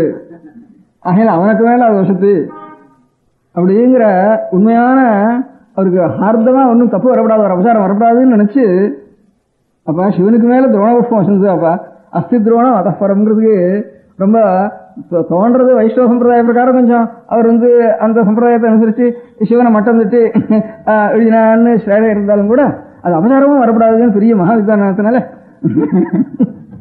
இதை பார்த்த உடனே அவருடைய சிரசில் துரோண புஷ்பம் இருக்குடாப்பா அப்படின்ட்டு, அதுதான்டாப்பா அவர் காரணம் வசந்தது அப்படிங்கிற தத்துவத்தை தான் சொன்னாரோன்னு எனக்கு தோணின்னு இருக்கு. இதை பார்த்த உடனே அஸ்தி துரோணம் அதப்பரம், துரோணம்னா தும்பப்பூன்னு அர்த்தம். சிவாத் பரதரம் நாஸ்தின்னு வித்வான் எழுதினா, பரதரம் மேல்பட்டது இருக்குன்னா தும்பப்பூ. தவல்லுவா இருக்குது. நிச்சயம் எனக்கு கொண்டு கொடுக்குறா, நான் ஒன்றும் போய் எடுத்துட்டு வரல. அந்த புண்ணியெல்லாம் மற்றாளுக்கு தான். அவள் எடுத்து என்ன கையில் கொடுத்தா நான் எடுத்து போடுறேன். அரை செகண்ட் நான் போடுற வேலை தான். அவன் மணிக்கணக்காக எடுத்துட்டு வர தும்பு எல்லாரும். இந்த மாதிரி அதுக்கு சுவாமியை காட்டிலும் சுவாமியை பூஜை பண்ற சாமம் வசத்தின்னு வேதமே சொல்றது. ருத்ரத்துல கடைசியில் ருத்ரபாராயணம் பண்றப்போ கடைசியில் சொல்ல முடிக்கிறப்போ அயம் மே ஹஸ்தோ பகவான் அயம் மே பகவத்பர அது மே ஹஸ்தோ மேதம். இந்த கை இருக்கே எனக்கு என்னமோ இந்த கை தான் சகல மோட்சத்தையும் சம்பாதிச்சு கொடுக்கணும்னு தோன்றது. பகவத் ஸ்வரூபம்னா மோட்சத்தை கொடுக்கணும்னு நினைக்கிறேன். இல்லை இல்லை, இந்த கை தான் எனக்கு மோட்சம். அயம் மே ஹஸ்தோ பகவான், இந்த கை தான் எனக்கு பகவான். பகவானா? பகவானுக்கு மேல பகவத் தர தரம். இது பகவானை காட்டிலும் மேற்பட்டது. தரம்னு சொன்னா கம்பேரிட்டிவ் டிகிரி. பகவத் தரம் இது. ஏன்? ஈஸ்வரனை பூஜை பண்றது இல்லையா? ஈஸ்வரனை பூஜை பண்றதுக்கு உபயோகமா இருந்து எனக்கு இது மோட்சத்தை கொடுக்கறது இல்லையோ? பகவானு காட்டிலும் இது வசந்தது. சரி, அந்த கைக்கு மேல இருக்கும் இல்லையா தும்பப்பூ, அதனால தும்பப்பூ அது காட்டிலும் வசந்தது. அஸ்தித்து வேணும் அத்தப்புறம்னு ஒரு எனக்கு அந்த மாதிரி அர்த்தம் தோன்றது. அவரை கட்டிக்கணும்னு தோன்றது ஆழ்வார. இவ்வளவு சூக்ஷ்மார்த்தத்தை சரியா வச்சு லோகத்துக்கு ஒரு இருந்தா இருக்கட்டும். இவ்வளவுக்கு முக்கியம் என்ன? நாம் பண்ணின நிறைய பாவம் பண்ணிட்டுவேன். நம்ம இன்னுமே நமக்கு மோட்சம் கிடைக்குமா? நம்ம இன்னுமே சுவாமி சீந்துவரா? ஈஸ்வரன் நமக்கு அனுகிரகம் பண்ணுவரா? அப்படின்னு பயமே பட வேண்டாம். ரொம்ப சுலபர் ஈஸ்வரன். நினைச்சுட்டா போறோம். எனத்தையோ குழந்தை மாதிரி கொண்டு வந்து ஒரு இங்கேயாவது பச்சரை கொண்டு வந்து ஒரு சாமின்னு நினைச்சோன்ற ஒரு குழந்தை போட்டு அதில் வச்சா கூட போறோம் அப்படின்னுட்டு ஒருத்தரும். அப்போ சுவாமி நமக்கு எட்டாவது இருந்தாலும் சுவாமி என்னத்துக்கு? பரமசுலகம். ரொம்ப ஏழையா இருக்கிறோம், ரொம்ப குழந்தையா இருக்கிறோம். அதான் கதை. இந்த 63 நாயன்மார் கதையில் 63 கதை. இது ஆழ்வார்னு ரொம்ப பெரிய மகான்களா அனுபவிகளா இருந்துட்டா எல்லாரும் ஆழ்வார்கள்லாம் எங்க பார்த்தாலும் பெரிய பாசுரங்கள்லாம் சொல்லி திருவாவளி இந்த மாதிரி இந்த அநேக விதமான திருத்தாண்டகம் நடந்தான் இதெல்லாம் சொல்லி அப்படி பண்ணின எல்லாரும் அவ சொல்றா. இந்த நாயன்மார்கள்ல ஒரே ஒன்றும் தெரியாதான், ஒரு மூடம் எழுது கூட தெரியாதான், பேசக்கூட தெரியாதான். என்ன இது பிடிக்கிறவனும் மீன் பிடிக்கிறவனும் மரம் வரணும் இந்த வண்ணானும் இந்த மாதிரி இதுக்கு வரணும் சண்டை போடுறவனும் இப்படி ரொம்ப முட்டாளா இருக்கிறவனெல்லாம் சேர்ந்து ஈஸ்வர பக்தி பண்ணி பாட்ச மாதிரி பெரிய மகான்களா இருக்கா அப்படின்னுட்டு இந்த 63 நாயன்மார்களுடைய சரித்திரம் இருக்கு. அதனால அவளுடைய விஸ்தாந்தத்தை பார்த்தோம்னா நமக்கு மனசு மாத்திரம் கரையணும் போறோம், நம்முடைய ஜென்மா சஃலமாயிடும். இந்த மாதிரி ஏழ பிராமணம் ஈஸ்வரன். எங்க பார்த்தாலும் தேவாரங்கள்ல வேதியா வேதகீதா விண்ணோர் அண்ணாவென்று வேதியா அந்தனா இதுதான் சுவாமி பார்த்தோன்னே வேதியும் அந்தனா வேதியும் அந்தனா. இங்க பார்த்தாலும் எதாவது சொல்லிருப்பா. எங்க பார்த்தாலும் நாயன்மார்கள்லாம் ஒரு ஊர்லையும் அவ்வளவு சுரகரா இருக்கு இல்லையா ஈஸ்வரனா? அம்பாலும் ஈஸ்வரனும் சேர்ந்துதான் ஒரு சரீரம். அதுலேயே கூட கொஞ்சம் 2 பேருக்கும் கூட கலகம் பண்ணி விட்டுட்டா ஒரு சமயத்துல. இந்த பக்தாள் இருக்காள் இல்லையா, அவளிடத்துல ரொம்ப பக்தாள்லாம் ரொம்ப கிட்டக்க போனவா கொஞ்சம் கலகம் தான் பண்ணி விடுவோம். சாமிக்கு அம்பாளும் கூட கொஞ்சம் கலகம் பண்ணி விடுவோம்னு யோஜனை வந்துட்டு வருது. ஆனால் எல்லாத்தையும் சொல்றா, அவனுக்கு என்ன பேரு? மன்மகனை எரிச்சவன்னா 6 சிவன் அப்படின்னு அவனுக்கு காமனை கண்ணால் எரித்தவராம், காலனை காலால் உதைத்தவராம். ராம் ராம்னு கடைசியில் வரும். அதில் காமனை கண்ணால் எரித்தவராம், மதாந்தகன், காமதகனம் பண்ணினவன் அப்படின்னு ஈஸ்வரனுக்கு ஒரு பெரிய பட்டங்கள்லாம் வந்திருக்கு உலகம் முழுக்க.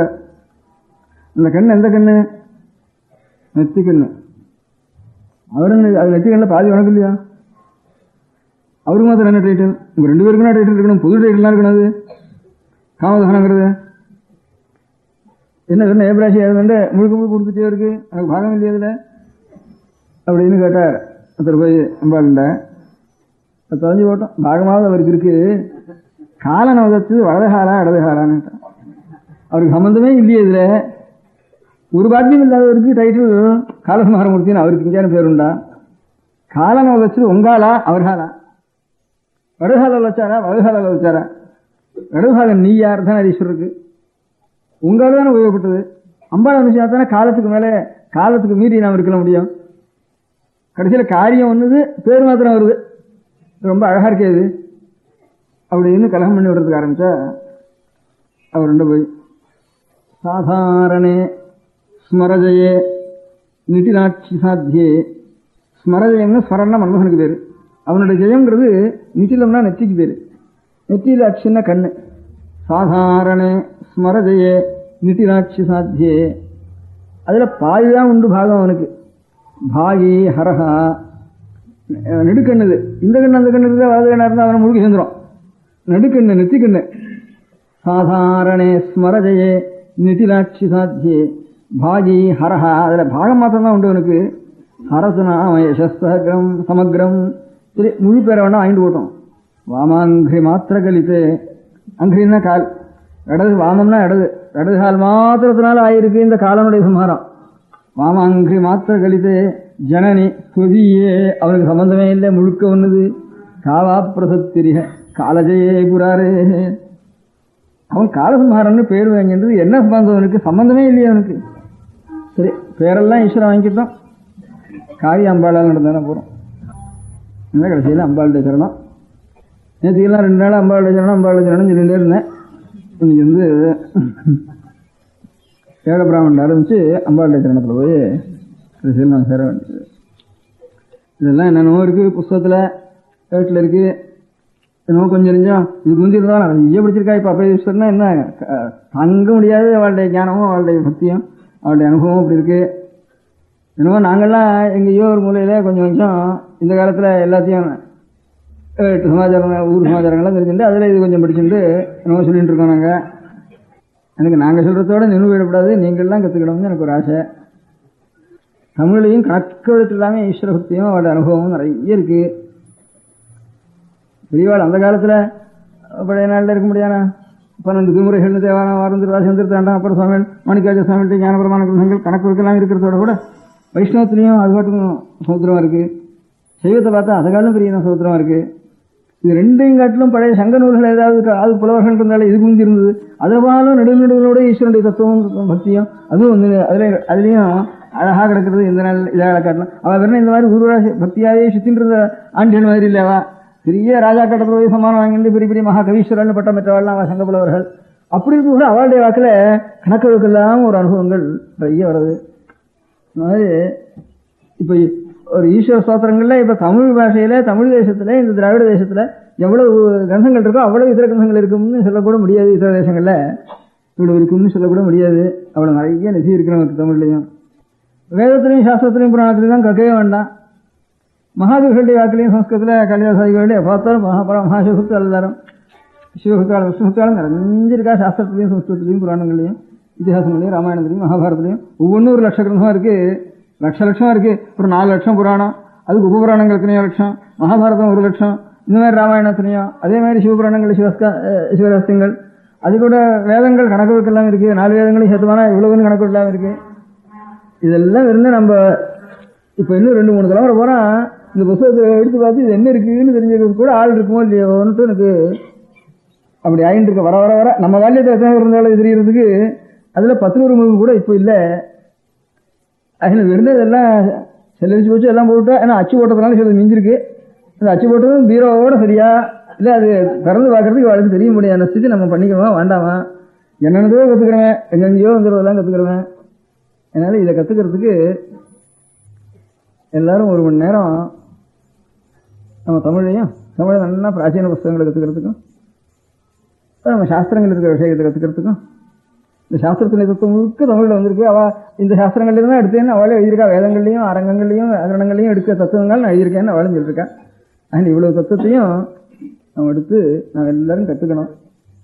அதுக்காக சொன்னேன் அடுத்த வருஷத்துல முதற்கொண்டு குழந்தைகளுக்கெல்லாம் 7 வயசுக்கு மேற்பட்ட குழந்தைகளுக்கெல்லாம் ஜாஸ்தி வயசாக இருந்தாலும் எல்லாரும் சரி கீழ் வயசு முதற்கொண்டு 7 வயசுக்கு அப்புறம் ஒருத்தரும் உபநயனம் ஆகாத ஒருத்தரும் இருக்கக்கூடாது. அப்படி ஒவ்வொரு குடும்பத்திலையும் ஏற்பாடு பண்ணணும், ஒவ்வொரு தெருவிலையும் ஏற்பாடு பண்ணணும். அதுக்கு 4 பேர் கமிட்டி கூட்டணும். பஜனை வயிற்று கூட்டுறவங்க கூட்டமோ இல்லையா, அந்த மாதிரி ஒரு பஜனை கூட்டம் மாதிரி இதுக்கு ஒரு தனியாக ஒரு கமிட்டி இருக்கணும்.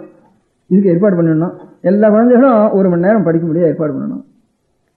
ஏழை குழந்தைகள் பள்ளிக்கூடத்தில் படிச்சிருந்தா அவளுக்கு 2-3 பணமாவது கொடுத்து இந்த கிளாஸுக்கு வாடாப்பான்ட்டு சொல்லணும். கொஞ்சம் சௌகரியமான குழந்தைகள் நாமே அழைச்சிட்டு போயிடணும். இப்படி ஒரு ஏற்பாடு பண்ணணும். அது ஒவ்வொரு இதுலேருந்து தாம்பரம் முதற்கொண்டு 21 வரைக்கும் கொஞ்சம் நீங்கள்லாம் அநேகமாக உங்கள் பக்கத்துலேருந்து அதெல்லாம் 4 பேர் வந்திருப்பேன். வர போனாலும் அவன்கிட்ட போய் சொல்லணும். சொல்லி ஒரு கமிட்டி ஏற்பாடு பண்ணி நான் இந்த ஊரில் அதெல்லாம் முடிகிற வரைக்கும் உட்காந்துருக்கேன் இங்கே. அதனால் எல்லாருமே வந்து இந்த வேறு காரியத்துக்காக வந்து ஒரு காரியத்துக்காக வந்தேன் நான். இப்போ அதனால் அந்த காரியத்துக்கு எல்லாரும் அங்கேருந்து ஒரு சின்ன கமிட்டியாக வச்சு இங்கே எத்தனை குழந்தைகள் உபநயனம் ஆகாதிருக்கா, உபநயனம் ஆக வேண்டியது இந்த வருஷத்தில் எத்தனை பேர் இருக்கா, அதில் பொதுவில் சேர்த்து தர்மமாக உபநயனம் பண்ண வேண்டியது எத்தனை பேர் இருக்கா. அதனால் இல்லை இப்போ சௌகரியம் இருக்கிறவ கூட இதில் சேர்த்து பண்ணிவிடுறாருனா அவளும் பண்ண கொடுத்து சேர்ந்தாலும் பண்ணிவிடலாம். அப்புறம் ஒவ்வொரு ஹைஸ்கூல்லையும் அதே மாதிரி இந்த ஃபர்ஸ்ட் வாரத்தில் படிக்கிற பையன் எவ்வளவு, ஃபர்ஸ்ட் வாரத்துலேருந்து 6th வாரம் வரைக்கும் நான் படிக்க வச்சுடுறேன். உடனே உனக்கு புஸ்தகமோ சில்லறை சம்பளமோ பாக்கி ஸ்கூலுக்கு அதிகப்படியாக இதெல்லாம் ஒன்றும் கொடுக்க வேண்டாம், கையில் வேணாலும் 2-3 பணம் கொடுக்குறோம் எனக்கு, அதனால நிச்சயம் 1 மணி நேரம் படி அப்படின்னு கொஞ்சம் ஏழை பையன்களை அப்படியும் கேட்கலாம். அப்படி கேட்கக்கூடிய ஒவ்வொரு ஹைஸ்கூல்லையும் எத்தனை பேர் இருக்கா அப்படிங்கிறதெல்லாம் ஒரு ஜாப்தா ஊர்லேயும் கமிட்டி ஏற்பாடு பண்ணி அது கொண்டு கொடுத்தா தேவையில்லைன்னுட்டு அந்த விஷயக்காக நான் வந்திருக்கேன். இப்போ பாக்கி விஷயம்லாம் எங்கேயாவது எடுத்துக்கிறேன். அதனால் இந்த ஒரு கமிட்டி ஏற்பாடு பண்ணிக்கணும் நீங்கள் ஒவ்வொரு ஊர்லேயும் ஒவ்வொரு பேட்டையிலையும். அதில் இவ்வளோ பேர் இருக்கணும். அதே மாதிரி பொண்கள்லையும் குழந்தைகள் பொன் குழந்தைகள் ஸ்கூலுக்கு போயின்னு இருக்கு. அதில் அவளுக்கும் அவகாசம் இருக்குது. அதுலேயும் இதுக்கு ஒரு வாத்தியார் டியூட்டர் வச்சுன்னும் இவளுக்கு இந்த ஒரு 6 வருஷம் ஃபர்ஸ்ட் வாரம் முதற்கொண்டு 6 வருஷம் நிச்சயம் 1 மணி சொல்ல முடியாது. சனிக்கிழமை ஞாயிற்றுக்கிழமை 2 மணி வச்சுக்கிட்டோம். வெக்கேஷன் டயத்தில் ஒரு எக்ஸாமினேஷன் டயத்தில் 10 அந்த 1 மணி கூட வேணா 10 நாள் லீவ் விட்டுட்டோம். வெக்கேஷன் டயத்தில் ஒரு 10 நாள் வெளியில் போயிட்டு வரட்டும். பாக்கி 1 மாதம் இதுக்கு என்னென்னா ஒரு 3 மணி 4 மணி அப்போ உபயோகப்படுத்திவிட்டோம். அதுக்கு ஒரு டியூட்டர் ஒரு இடத்துல 10 பேர் 20 பேர் சேர்த்து ஒரு டியூட்டர் இருக்கட்டும். அது ஒரு வீதிகாலம் இவ்வளவு காரியம் அவன் சத்தையாக செய்வாவா வந்து அதோட கூட சப்தம் அமரம் கொஞ்சம் சப்தார்த்தம் தெரியறதுக்கு அதையும் சப்தம் அமரத்தையாவது சொல்லி கொடுக்கட்டும். பெரிய வித்வான்கள் கிடைக்க போனால் கூட சப்தம் அமரம் புத்தகத்தை வச்சுட்டு இவளுக்கு எழுத்துரிய வரும், இதை அவளுக்கு சொல்லி கொடுத்துட்டா போகிறோம். அது அவளுக்கு பின்னால் உபயோகப்பட்டுக்கும். நீதிசாரம் சப்தம் அமரம் ராமோதந்தம் இதில் சொல்லிவிட்டா போகிறோம். வெறும் நெட்டு பண்ணி வச்சா போகிறோம். பின்னால் அவளுக்கு உபயோகமாகுது. இவளுக்கு உற்பத்தி இருக்கணும் கூட இல்லை சொல்லி வைக்கிறவளுக்கு. அந்த மாதிரி ஒரு கமிட்டி ஏற்பாடு பண்ணி செய்யணும்னு அபிப்பிராயம். அதனால் இப்போ 20-25 வயசு குழந்தைகள் உபநயனமாக இருந்தாலும் 7 வயசு முதற்கொண்டு 25 வயசு வரைக்கும் எத்தனை பேர் இருக்காலும் அத்தனை பேருக்கும் பண்ணிடணும். அடுத்த வருஷத்தில் 10 வயசுக்குள்ளே இருக்கிற குழந்தைகள் ஃபர்ஸ்ட் வாரம் 10-12 வயசுக்குள்ளே இருக்கிறவளை நம் 6வது 6th வாரம் வரைக்கும் நிச்சயம் 1 மணி நேரம் நேரங்கள் வீணாக போகிறது.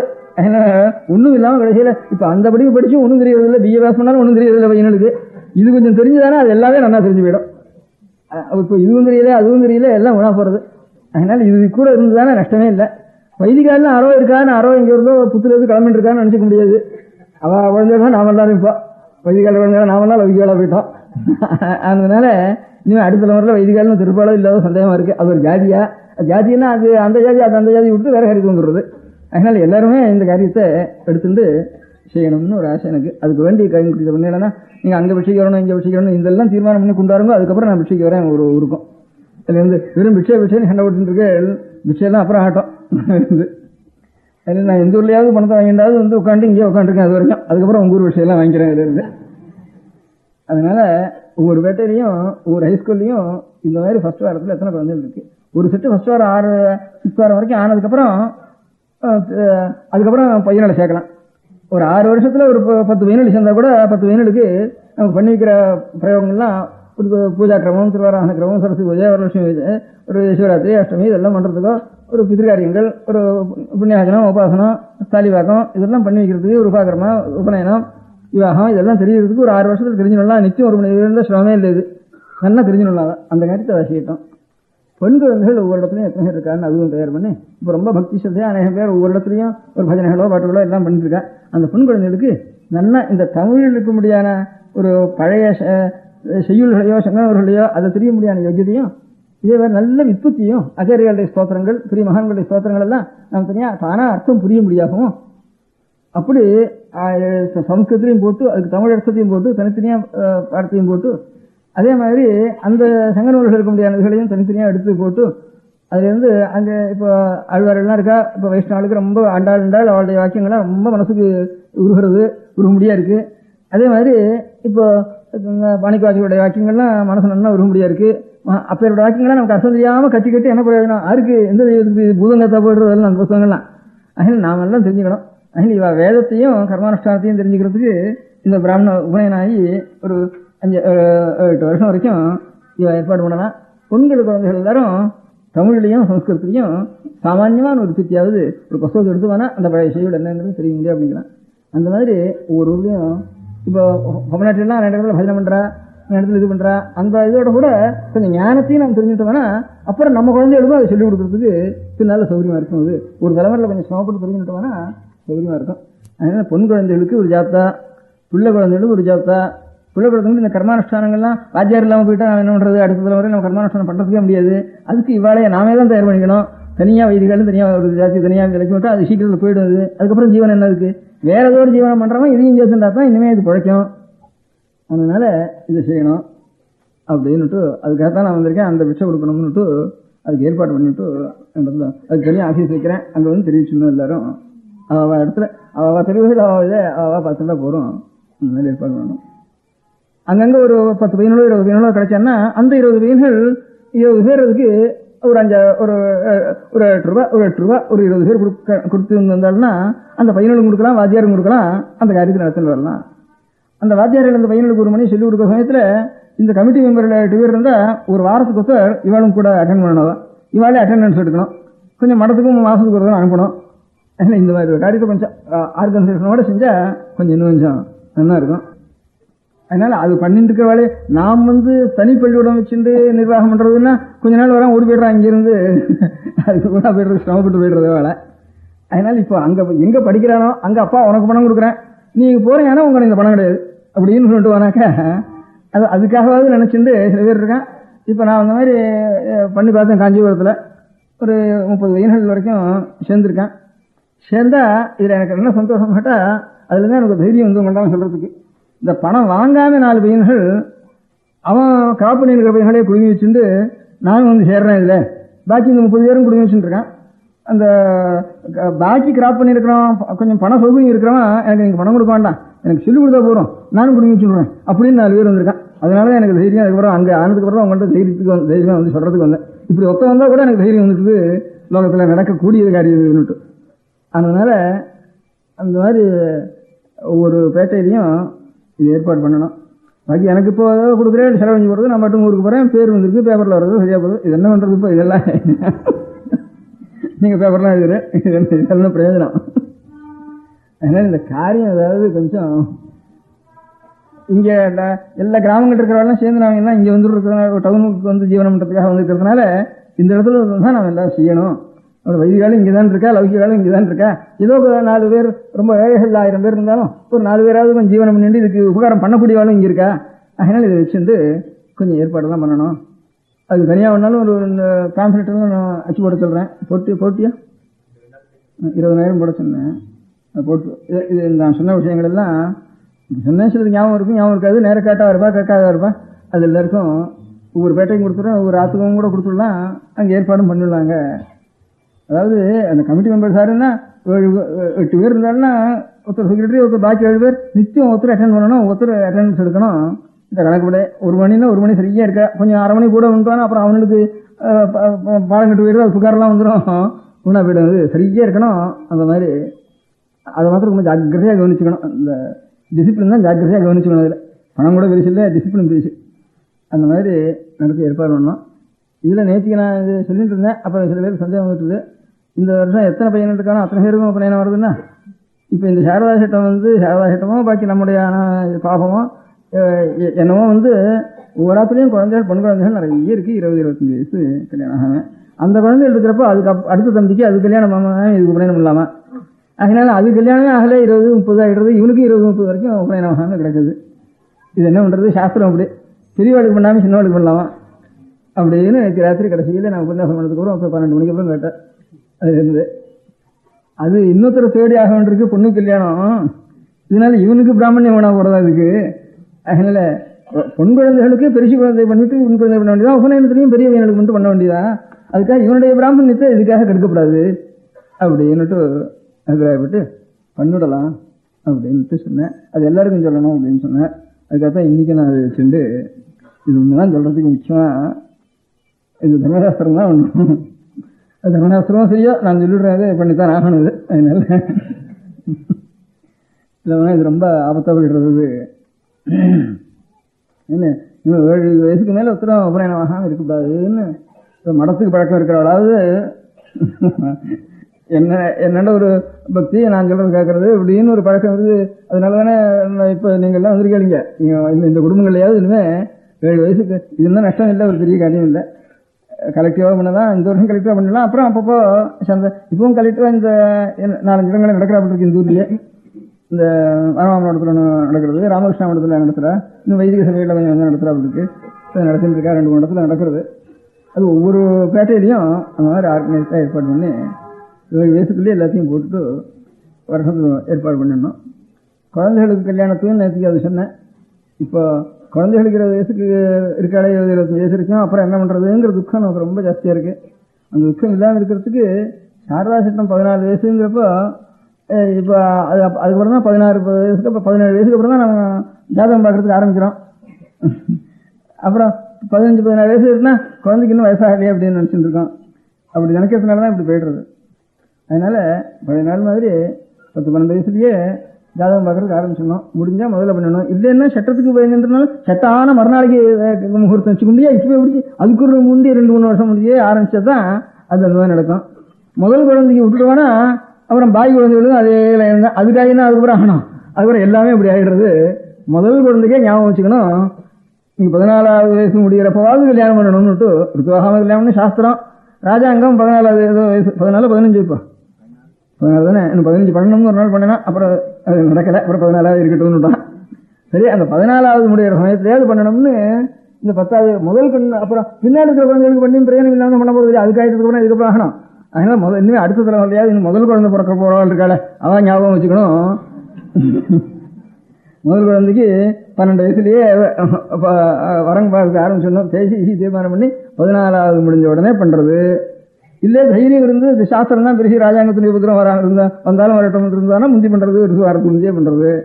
இதே ராஜாங்க சட்டம் பெருசின்னு இருந்ததுன்னா அதுக்கப்புறம் பண்ணுறது. அப்படின்னா தீர்மானமானது அது முதல் குழந்தைக்கு எப்படி பண்ணிட்டு அப்புறம் எல்லா குழந்தைகளும் சரியாக வரும். அது ஒன்று ஞாபகம் வச்சுக்கணும். அது இல்லாமதுனால இன்னுதான் கஷ்டம்னு தெரியல. சமூகத்துக்கு லோகத்துக்கே ஒரு பெரிய ஆபத்தாக வந்து சேர்ந்துருக்குது. நாம் இப்போ 20 வருஷத்துக்கு வந்து கல்யாணம் ஆகாத குழந்தை கிடையாது அப்படின்னு இருந்தது. இப்போ கல்யாணம் ஆன குழந்தை ஆச்சரியமா இருக்கு. கல்யாணம் ஆகிட்டுதா இன்னும் ஒரு பெருமிச்சோடு பார்க்க வேண்டியிருக்கு. இப்போ கல்யாணம் ஆகாதவங்க திடீர்னு மாறிப்போச்சு உலகம். அந்த குழந்தைகளே அழறது, துக்கப்படுறது, அநேக இடங்களில் கஷ்டப்படுறது, மானவமானங்கள் படுறது, ரொம்ப கஷ்டப்படுறது. குழந்தைகள் அழறது வந்து இங்கே குழந்தைகள் ஏன் கல்யாணம்னா வெக்கப்பட்டு உள்ளே ஓடி போயிடும். இப்போ பாவம் குழந்தைகள் எனக்கு கல்யாணம் ஆகுமான்ட்டு துக்கப்படுறது. இப்போ அவ்வளவு துக்கப்படுறது அந்த ஸ்திரீ வந்திருக்குப்போ. அதனால இந்த மாதிரி அதுக்கு தெரியவாள்னா முதல் பொண்ணுக்கு நான் மறந்து போய்டுறோம்.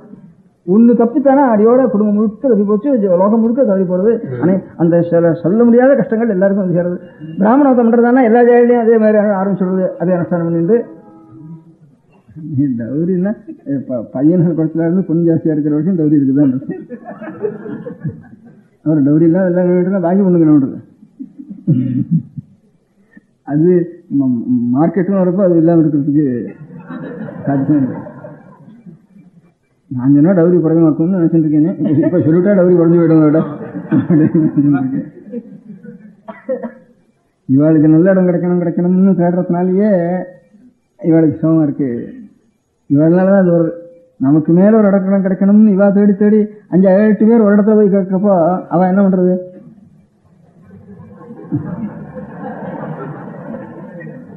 இந்த ஒரு இதனாலதான் அது இவா பேர்லயும் இருக்கு. அந்த குத்தம் இருக்கு. இவா பேர்லயும் குத்தம் இல்லை, குழந்தை நல்லா இருந்தா போறோம்ட்டு அப்படியே இவாளுக்கு எண்ணம் இருக்கு. நம்ம குழந்தை நாமே திரும்ப இருக்கோம், அந்த குழந்தையாவது போய் கண்ண கசக்காம இவாளுக்கும் ஒரு எண்ணம் இருக்கு. இது இப்படியே தான் உலகத்துல. அதுக்கு பொண்ணு குறைச்சலா இருக்கணும், பிள்ளைகள் ஜாஸ்தியா இருக்கணும். அதுக்கு இந்த ஒவ்வொரு பொண்ணை பத்தவனுக்கெல்லாம் 2000-3000 வந்துடும்.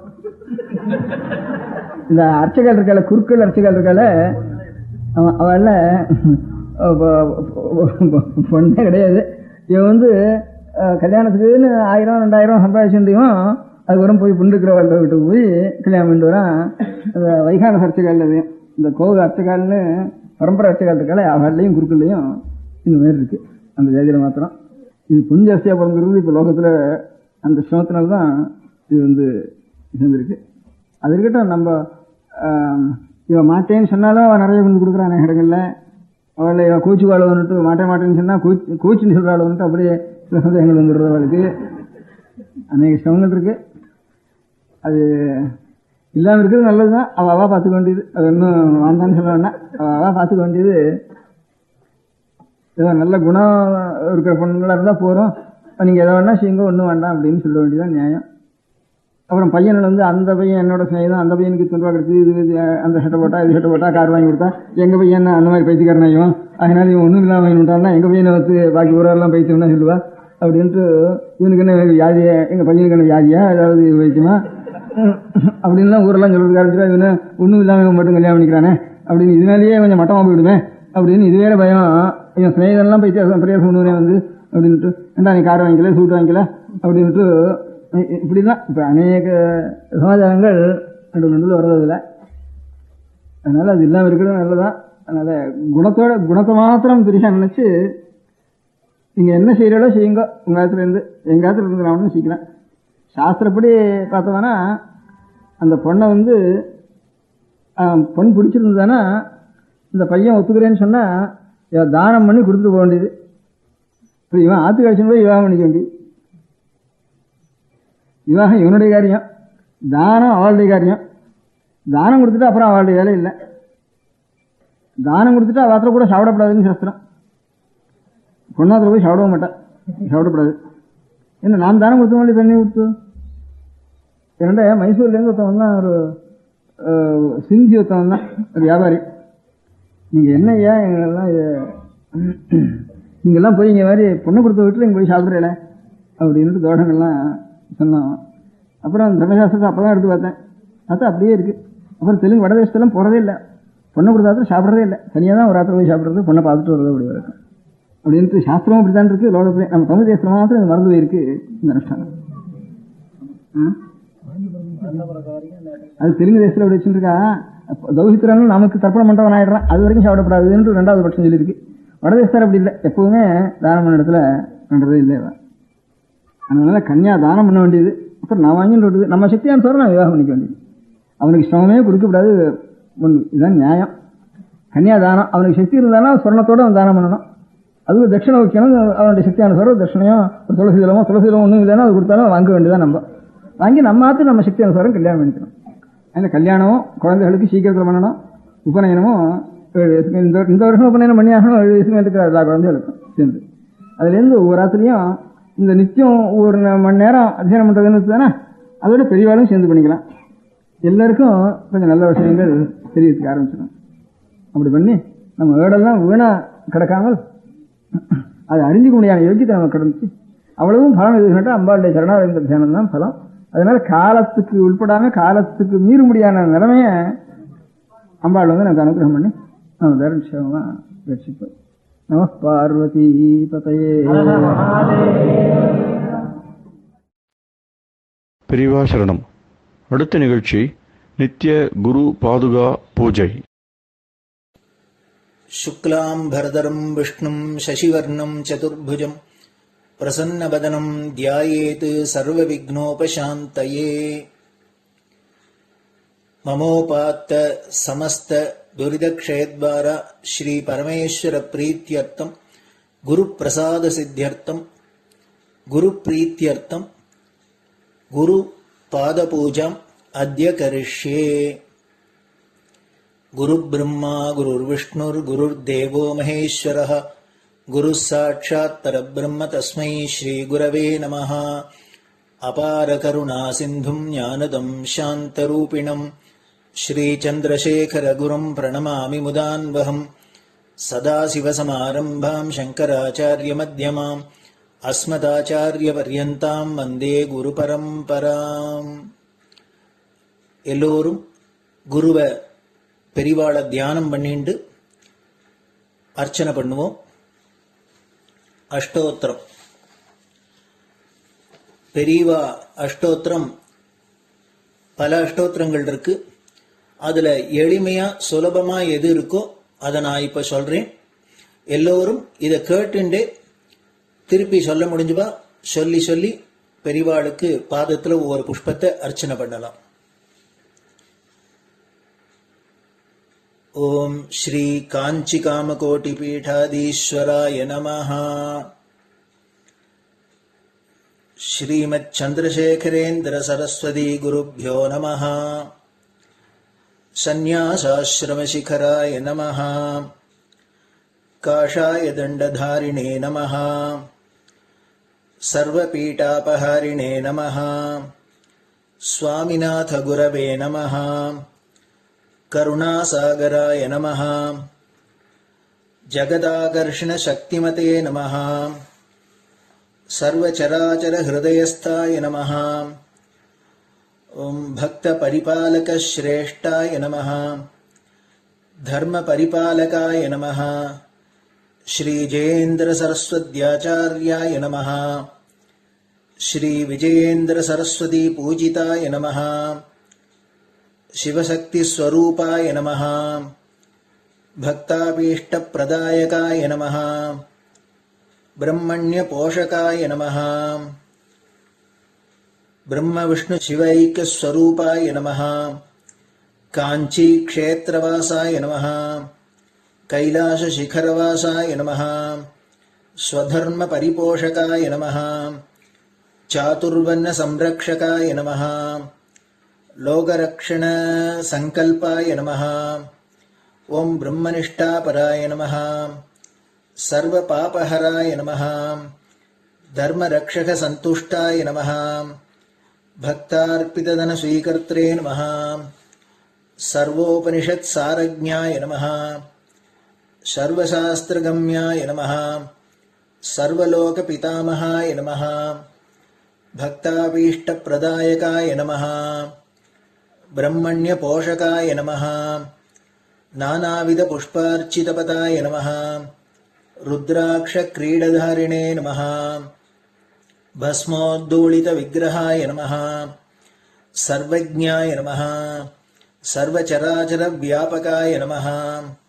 अनेकशिष्यपरिपालकाय नमः। मनश्चाञ्चल्यनिवर्तकाय नमः। अभयहस्ताय नमः। भयापहाय नमः। यज्ञपुरुषाय नमः। यज्ञानुष्ठानरुचिप्रदाय नमः। यज्ञसम्पन्नाय नमः। यज्ञसहायकाय नमः। यज्ञफलदाय नमः। यज्ञप्रियाय नमः। उपमानरहिताय नमः। स्फटिकतुलसीरुद्राक्षहारधारिणे नमः। चातुर्वर्ण्यसमदृष्टये नमः। ऋग्यजुस्साम अथर्वणादिचतुर्वेदसंरक्षकाय नमः। दक्षिणामूर्तिस्वरूपाय नमः। जाग्रत्स्वप्नसुषुप्ति अवस्थातीताय नमः। कोटिसूर्यतुल्यतेजोमे शरीराय नमः। साधुसङ्गसंरक्षकाय नमः। अश्वगजगोपूजानिर्वर्तकाय नमः। गुरुपादुकपूजातुरन्तराय नमः। कनकाभिषिक्ताय नमः। स्वर्णबिल्वदलपूजिताय नमः। सर्वजीवमोक्षदाय नमः। मूकवाक्ताननिपुणाय नमः। नेत्रदीक्षादानाय नमः। द्वादशलिङ्गस्थापकाय नमः। गानरसप्रियाय नमः। ब्रह्मज्ञानोपदेशकाय नमः। सकलकलासिद्धिताय नमः। चातुर्वर्ण्यपूजिताय नमः। अनेकभाषासम्भाषणकोविताय नमः। अष्टसिद्धिप्रदायकाय नमः। ॐ श्री शारदामठसुस्थिताय नमः।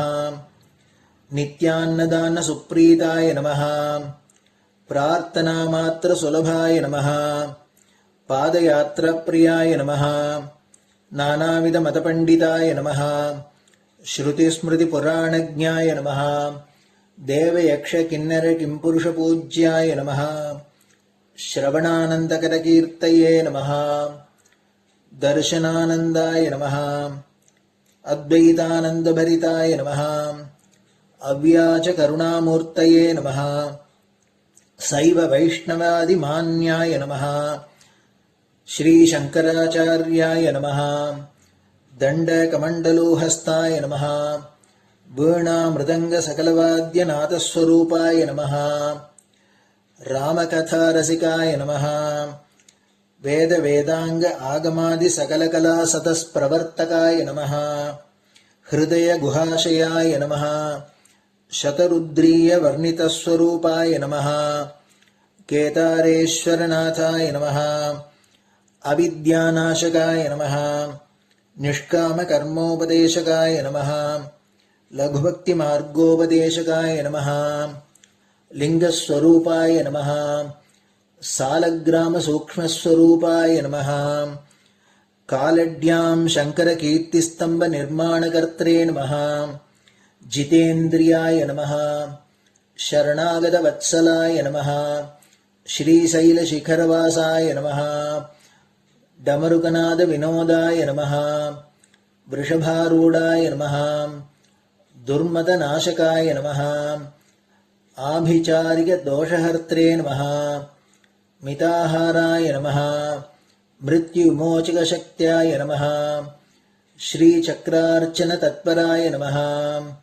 दासानुग्रहकारकाय नमः अनुराधानक्षत्रजाताय नमः सर्वलोकख्यातशीलाय नमः वेङ्कटेश्वरचरणपद्मषट्पदाय नमः श्री महात्रिपुरसुन्दरी समेत श्री चन्द्रमौलीश्वर पूजाप्रियाय नमः श्रीमच्चन्द्रशेखरेन्द्र सरस्वती सद्गुरु परब्रह्मणे नमः गुरुभ्यो नमः परमगुरुभ्यो नमः परमेष्टिगुरुभ्यो नमः परात्परगुरुभ्यो नमः गुरुपरम्पराभ्यां नमः गुरुपादुकाभ्यां नमो नमः. அடுத்தது ஊதுபத்தி இருந்தால் அதை காமிச்சு தூபம், நெய் தீபம் இருந்தால் காமிச்சு அதை நெய் தீபம் தீபம் காமிச்சுட்டு நைவேத்தியம் நைவேத்தியம் வெத்தலைப்பாக்கு பழம் இதுலேருந்து ஆரம்பிச்சு அவளுக்கு எது சௌரியமோ அதுபடி நைவேத்தியம் பண்ணலாம். அதுக்கு அடுத்தது கற்பூர ஹாரத்தி பண்ணி எல்லோரும் பிரதட்சிண நமஸ்காரம் பண்ணி பெரியவாள்கிட்ட பிரார்த்தனை பண்ணிண்டு எல்லோரும் க்ஷேமமா இருக்கணும், லோகம் பரம மங்களமா சௌக்கியமா இருக்கணும், எல்லோரும் வியாதி வெக்க இல்லாத ஆயுராரோக்கிய ஐஸ்வர்யத்தோட சாந்தம் அமைதியோட ஞான வைராக்கியத்தோட எல்லோரும் நல்லவர்களாயிருந்து நன்மையை அடையணும்னு பிரார்த்தனை பண்ணி இந்த பூஜையை தினம் செய்யலாம். குரு பிரம்மா குருர் விஷ்ணுர் குருர் தேவோ மகேஸ்வரः குரு சாட்சாத் பரபிரம்ம தஸ்மை ஸ்ரீ குரவே நமः. அபார கருணா சிந்தும் ஞானதம் சாந்தரூபிணம் ஸ்ரீ சந்திரசேகர குரும் பிரணமாமி முதான்வகம். சதாசிவசமாரம்பாம் சங்கராச்சார்ய மத்யமாம் அஸ்மதாச்சார்ய பர்யந்தாம் வந்தே குரு பரம்பராம். குரு பாத பூஜை நிறைவடைஞ்சது. பெரியவா சரணம். திருச்சிற்றம்பலம். நிலை பெறுமாறு எண்ணுதியேல் நெஞ்சே நீவா நித்தலும் எம்பிரானுடைய கோயில் புக்கு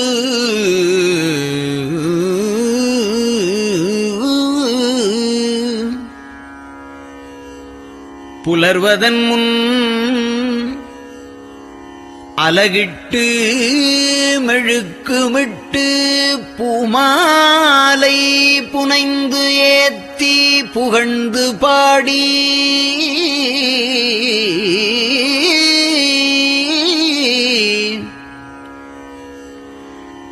தலையாரக் கும்பிட்டு கூத்தும் ஆடி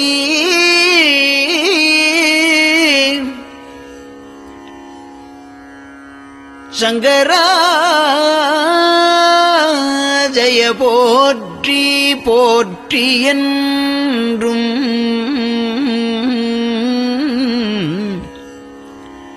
அலைபுனல் சேர் செஞ்சடையம் ஆதி என்றும் ஆரூரா என்றென்றே அலரானில்லே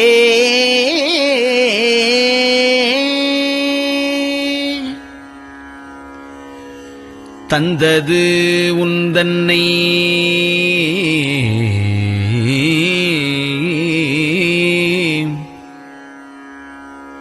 கொண்டது எந்தன்னை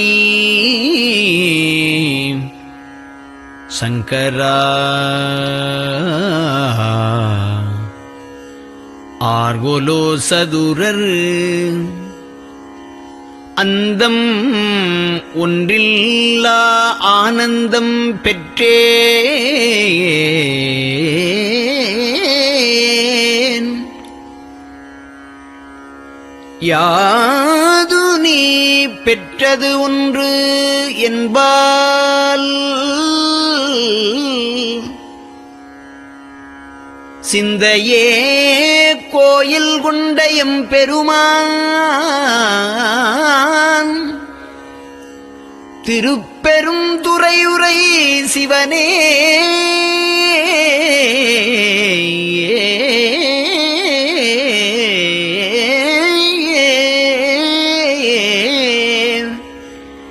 எந்த ஈசா உடல் இடம் கொண்டாய் யான் இதற்கு இலன் ஓர் கைமாறே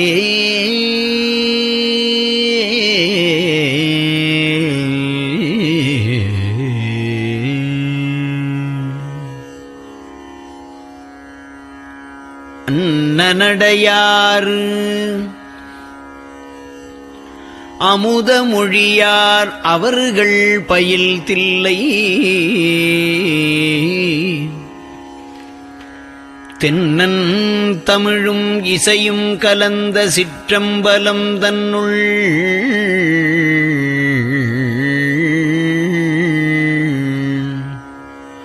பொன்னும் மணியும் நிறந்த தலத்து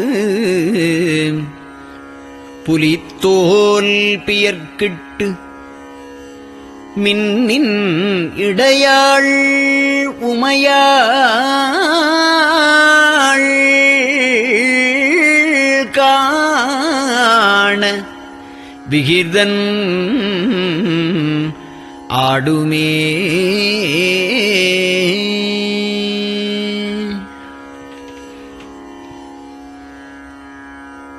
நெட்டையிலாவுடல் நீத்து என்னை ஆண்ட நிகரிலா வண்ணங்களும்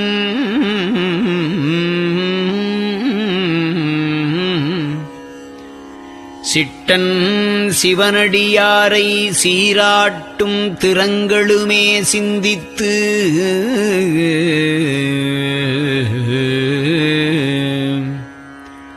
அட்டமூர்த்திக்கு என் அகம் நெகவூரும் அமிழ்தனுக்கு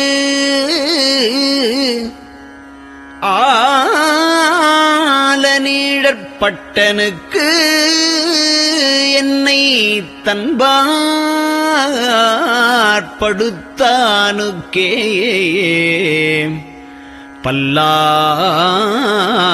பல்லாண்டு குருதுமே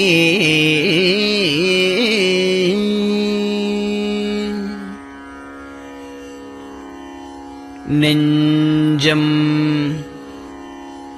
ஈசனைக் காண்பதே விரும்பி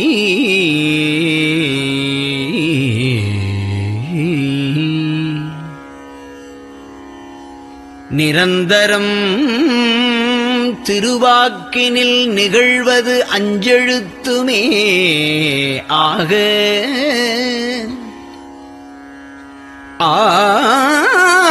ஆளுடைய அம்மை செம்மலர் கைகுவித்து அருளி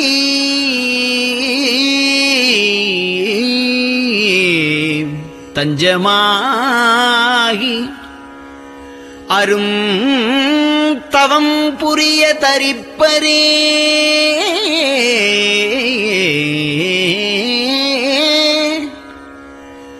அவள் தனிப்பெரும் கணவர்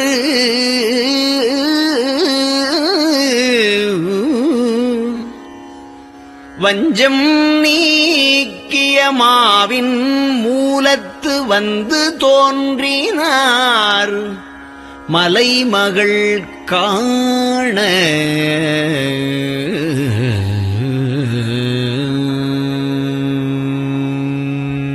திருச்சிற்றம்பலம்.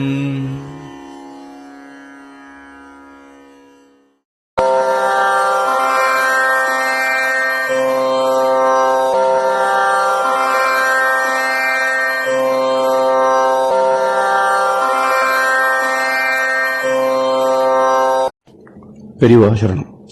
பெரியவா வானொலியின் காலை நிகழ்ச்சிகள் இத்துடன் நிறைவடைகின்றன. எமது அடுத்த ஒளிபரப்பு இன்று மாலை இந்திய நேரப்படி 6 மணிக்கு துவங்கும். பெரியவா சரணம்.